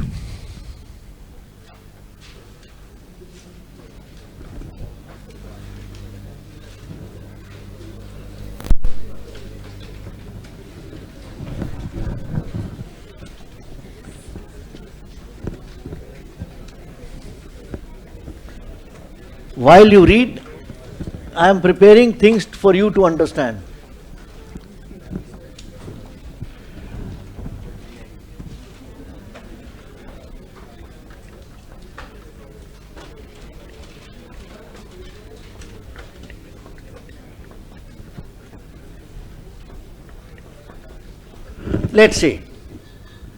Let's say you have these years, and let's say in the Ministry of Health and Family Welfare, hypothetical, you have heads of expenditure. heads of expenditure. A, B, C, D, E, F, so on. Correct? You understand heads of expenditure? This could be construction of some hospital, right, like this. A was allocated 10 crores in 17-18, 15 crores in 18-19, 17 crores here, 23 crores here, 25 crores here. Likewise, each year for every head, right? This is incremental budgeting. You are allocating every year on the basis of what was allocated in the previous years. Zero-based budgeting means when you are preparing budget for this year, assume there was no budget in the past. The base was, which means every head of expenditure. It's quite possible these are not the heads even. Some of them may be eliminated because they are no longer as relevant as some other items which should have become more important. So each head is treated on its merit rather than with reference to what was allocated in the previous years. So that you are justifying every item or head of expenditure on its merit and on the basis of its relevance and importance in that year. If I take you back to where it was first started, you know Jimmy Carter? Of course, he was president of the US, but prior to becoming president, he was also governor of the state of Georgia. He used zero-based budgeting for the Department of Agriculture in the state of Georgia with stunning results. So when he became president of the US, this was adopted by the US economy. So Britain, US, Australia, New Zealand, quite a few countries, Sweden, they adopt zero-based budgeting. So I hope you have understood what is the technique. The technique is that you assume that there was no budget in the previous years to refer to, which means the base was zero. So that each year when you prepare the budget, you are preparing the budget as if, preparing the budget afresh in terms of the heads of expenditure and thereby allocating, because that's what you have written, unbiased. You know, actually, we go a step further when we, we say that two preconditions for the success of zero-based budgeting are, don't write that, that A, it must be prepared by a professional, not a clerk. And two, the one who prepares the budget must be unbiased. When you say unbiased, I mean he should not have certain heads of expenditure which are his favorites. You understand? So, I thought you should know that the technique actually is used by a large number of advanced countries. So we, I recall 86, 87 to my memory, which when we had Rajiv Gandhi as the Prime Minister, and under him there was this Finance Minister Vishwanath Pratap Singh. Actually he was the man who started this Mandal Commission and all, you know, right? So he, for the first time, experimented with zero-based budgeting for some departments. But this could not be carried forward in India because if you look at Indian economy, 87, 88 and 88, 89 were very turbulent years. You had very severe droughts in the economy. And if you recall, there was a huge outflux of Indians settled in Gulf countries because of Iraq-Kuwait war. So India lost a huge chunk of dollars remittance, right? India is one of the largest recipients of remittances. I think it has received over $100 billion. I was reading the other day, all right? So it was given up. So we have been adopting for a long time what is called performance budgeting. But Chidambaran in 2005-06 adopted outcome budgeting. So let's take a look. What is outcome budgeting? So please write. This is a technique adopted in India. This is a technique adopted in India.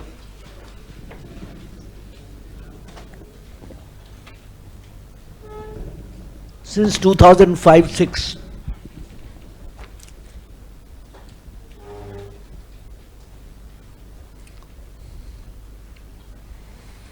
under which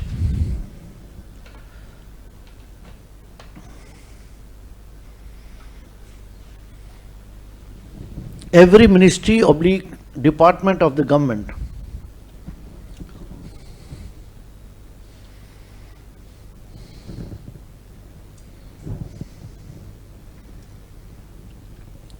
has to prepare its outcome budget.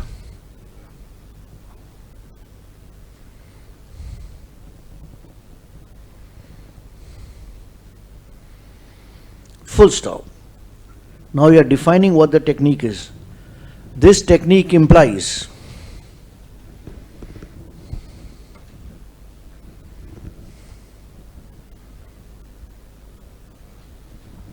that the outlay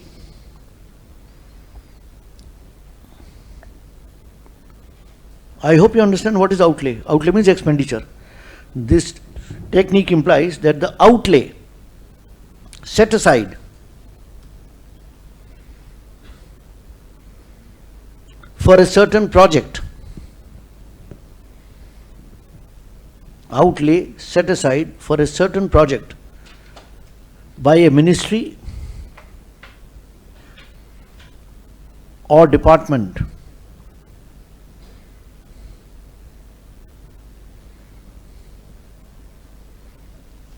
is to be correlated not only with the physical output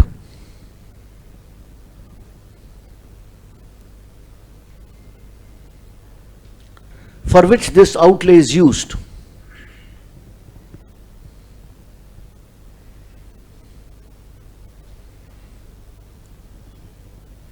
but also to be correlated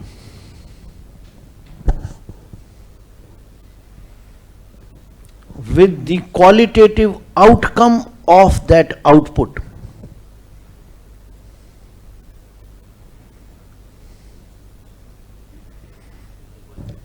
Qualitative outcome of that output. Full stop. For example, now example will make things clear. For example, an outlay of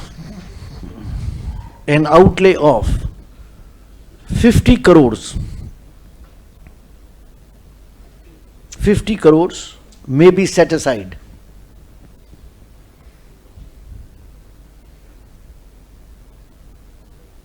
by the Ministry of Health and Family Welfare. By the Ministry of Health and Family Welfare for the construction of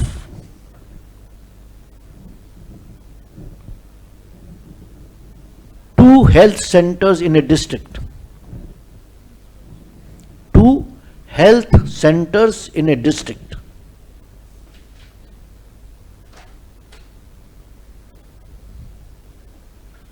Full stop. In this case,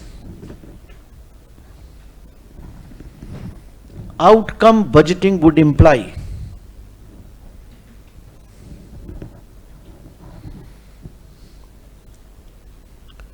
not only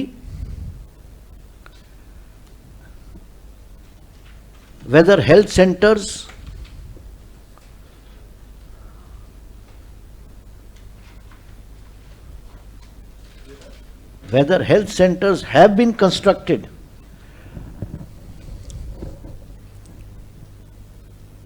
within this outlay,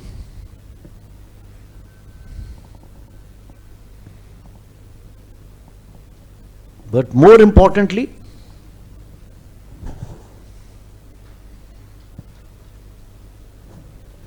the qualitative outcome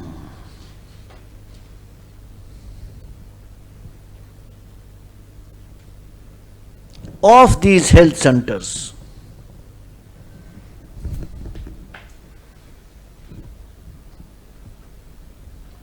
in terms of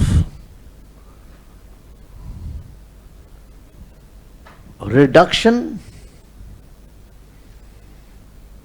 of maternal mortality in the district, reduction of maternal mortality in the district, comma, infant mortality in the district,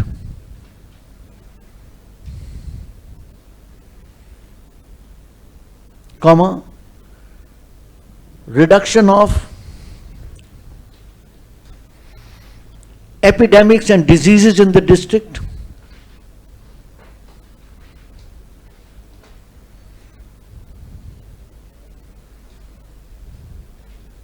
as well as overall improvement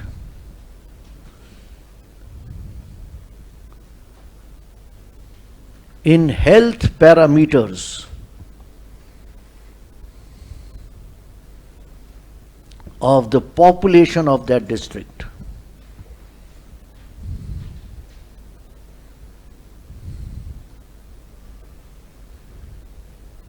Full stop. It is these qualitative outcomes.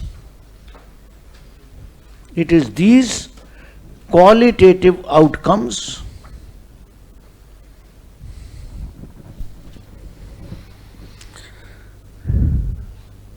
which would justify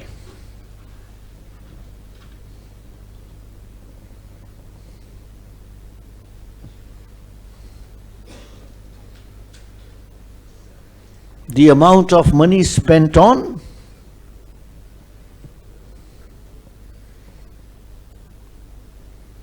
construction of these health centers. Full stop. Construction of these health centers. Full stop. Every ministry or department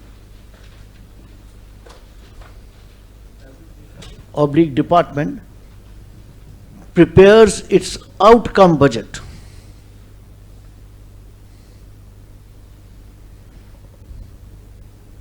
While Ministry of Finance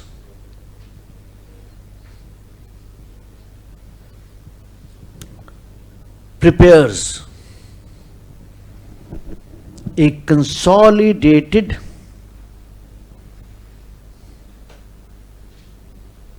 performance budget.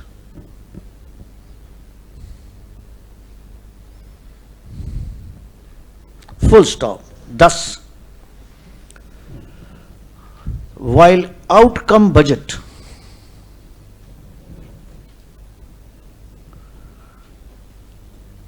is micro,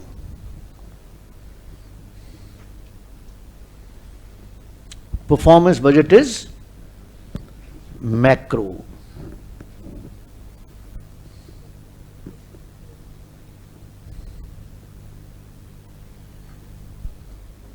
Read.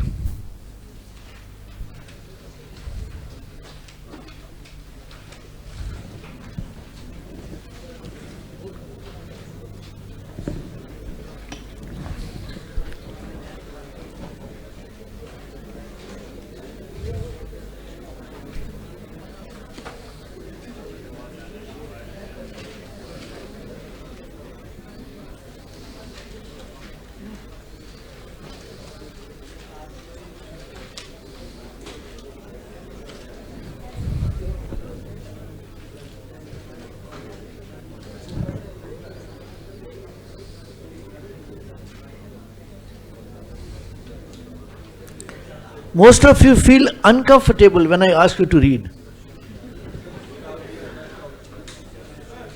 Why? And look, what a perfect coordination. While I ask you to read, you straight away look towards outside for the, for the washrooms.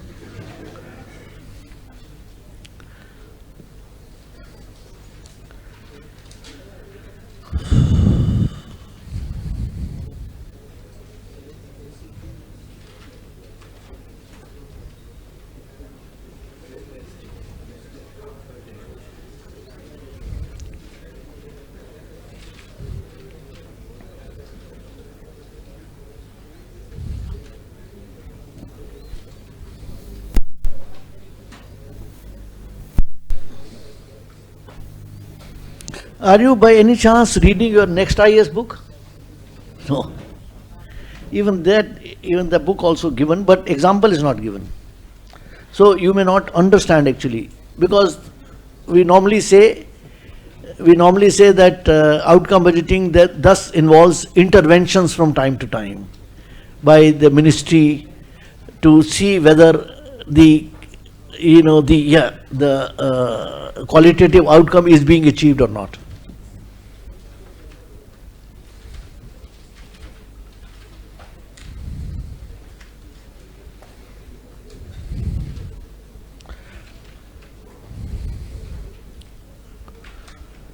It was just that, because right from 1969 in India, we were having performance budgeting. We were not asking every ministry department to prepare its outcome budget.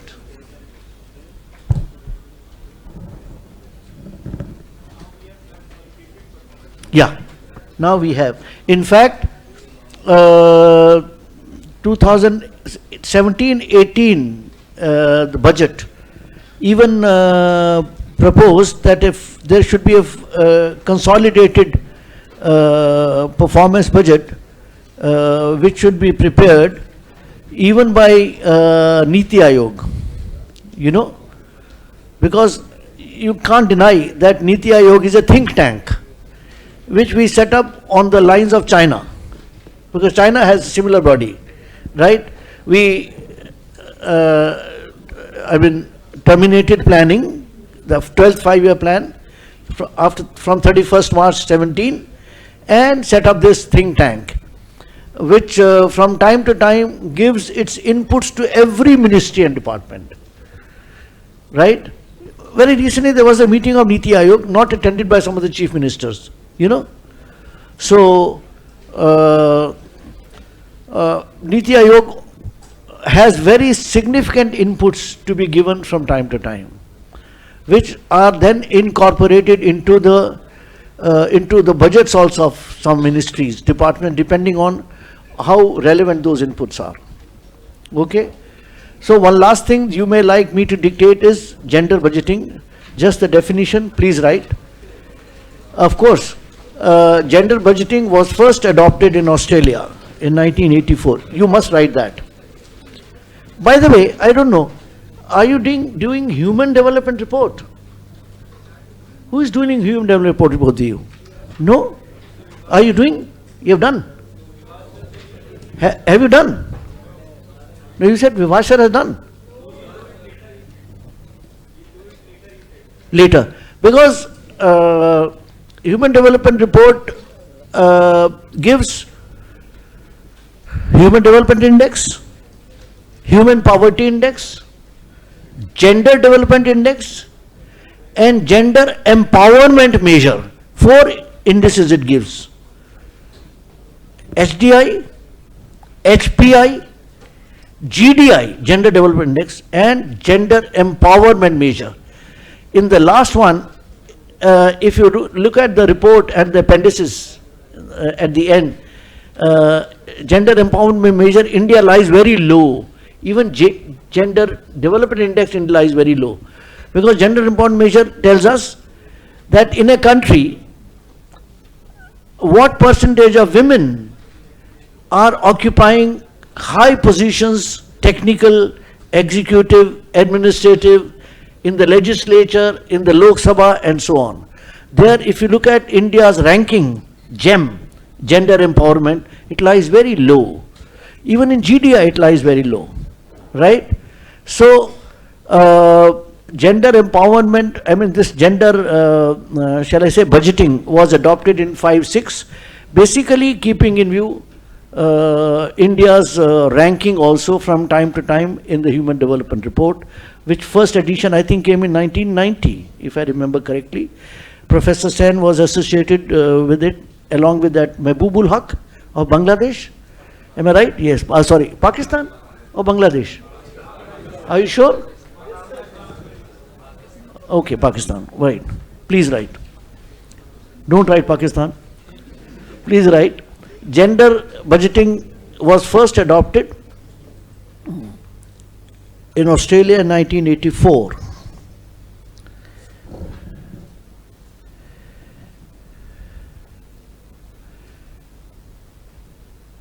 Full stop. India adopted gender budgeting in 2005-6.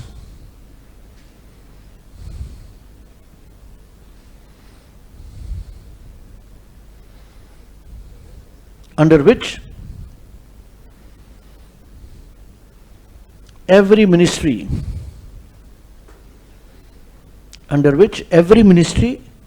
and department was directed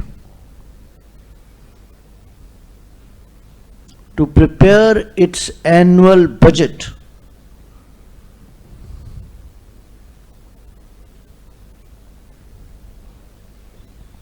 keeping in view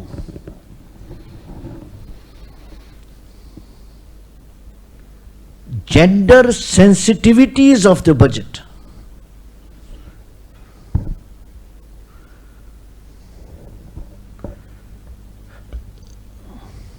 That is, the impact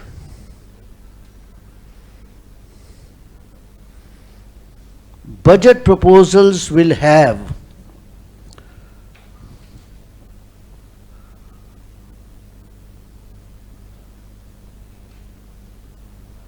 on uplifting and empowering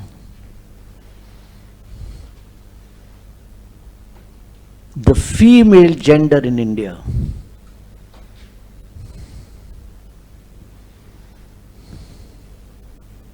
Full stop. As a follow-up, there have been a large number of programs and schemes that you can mention. You understand? Quite a few are already given in many of these books also. Okay?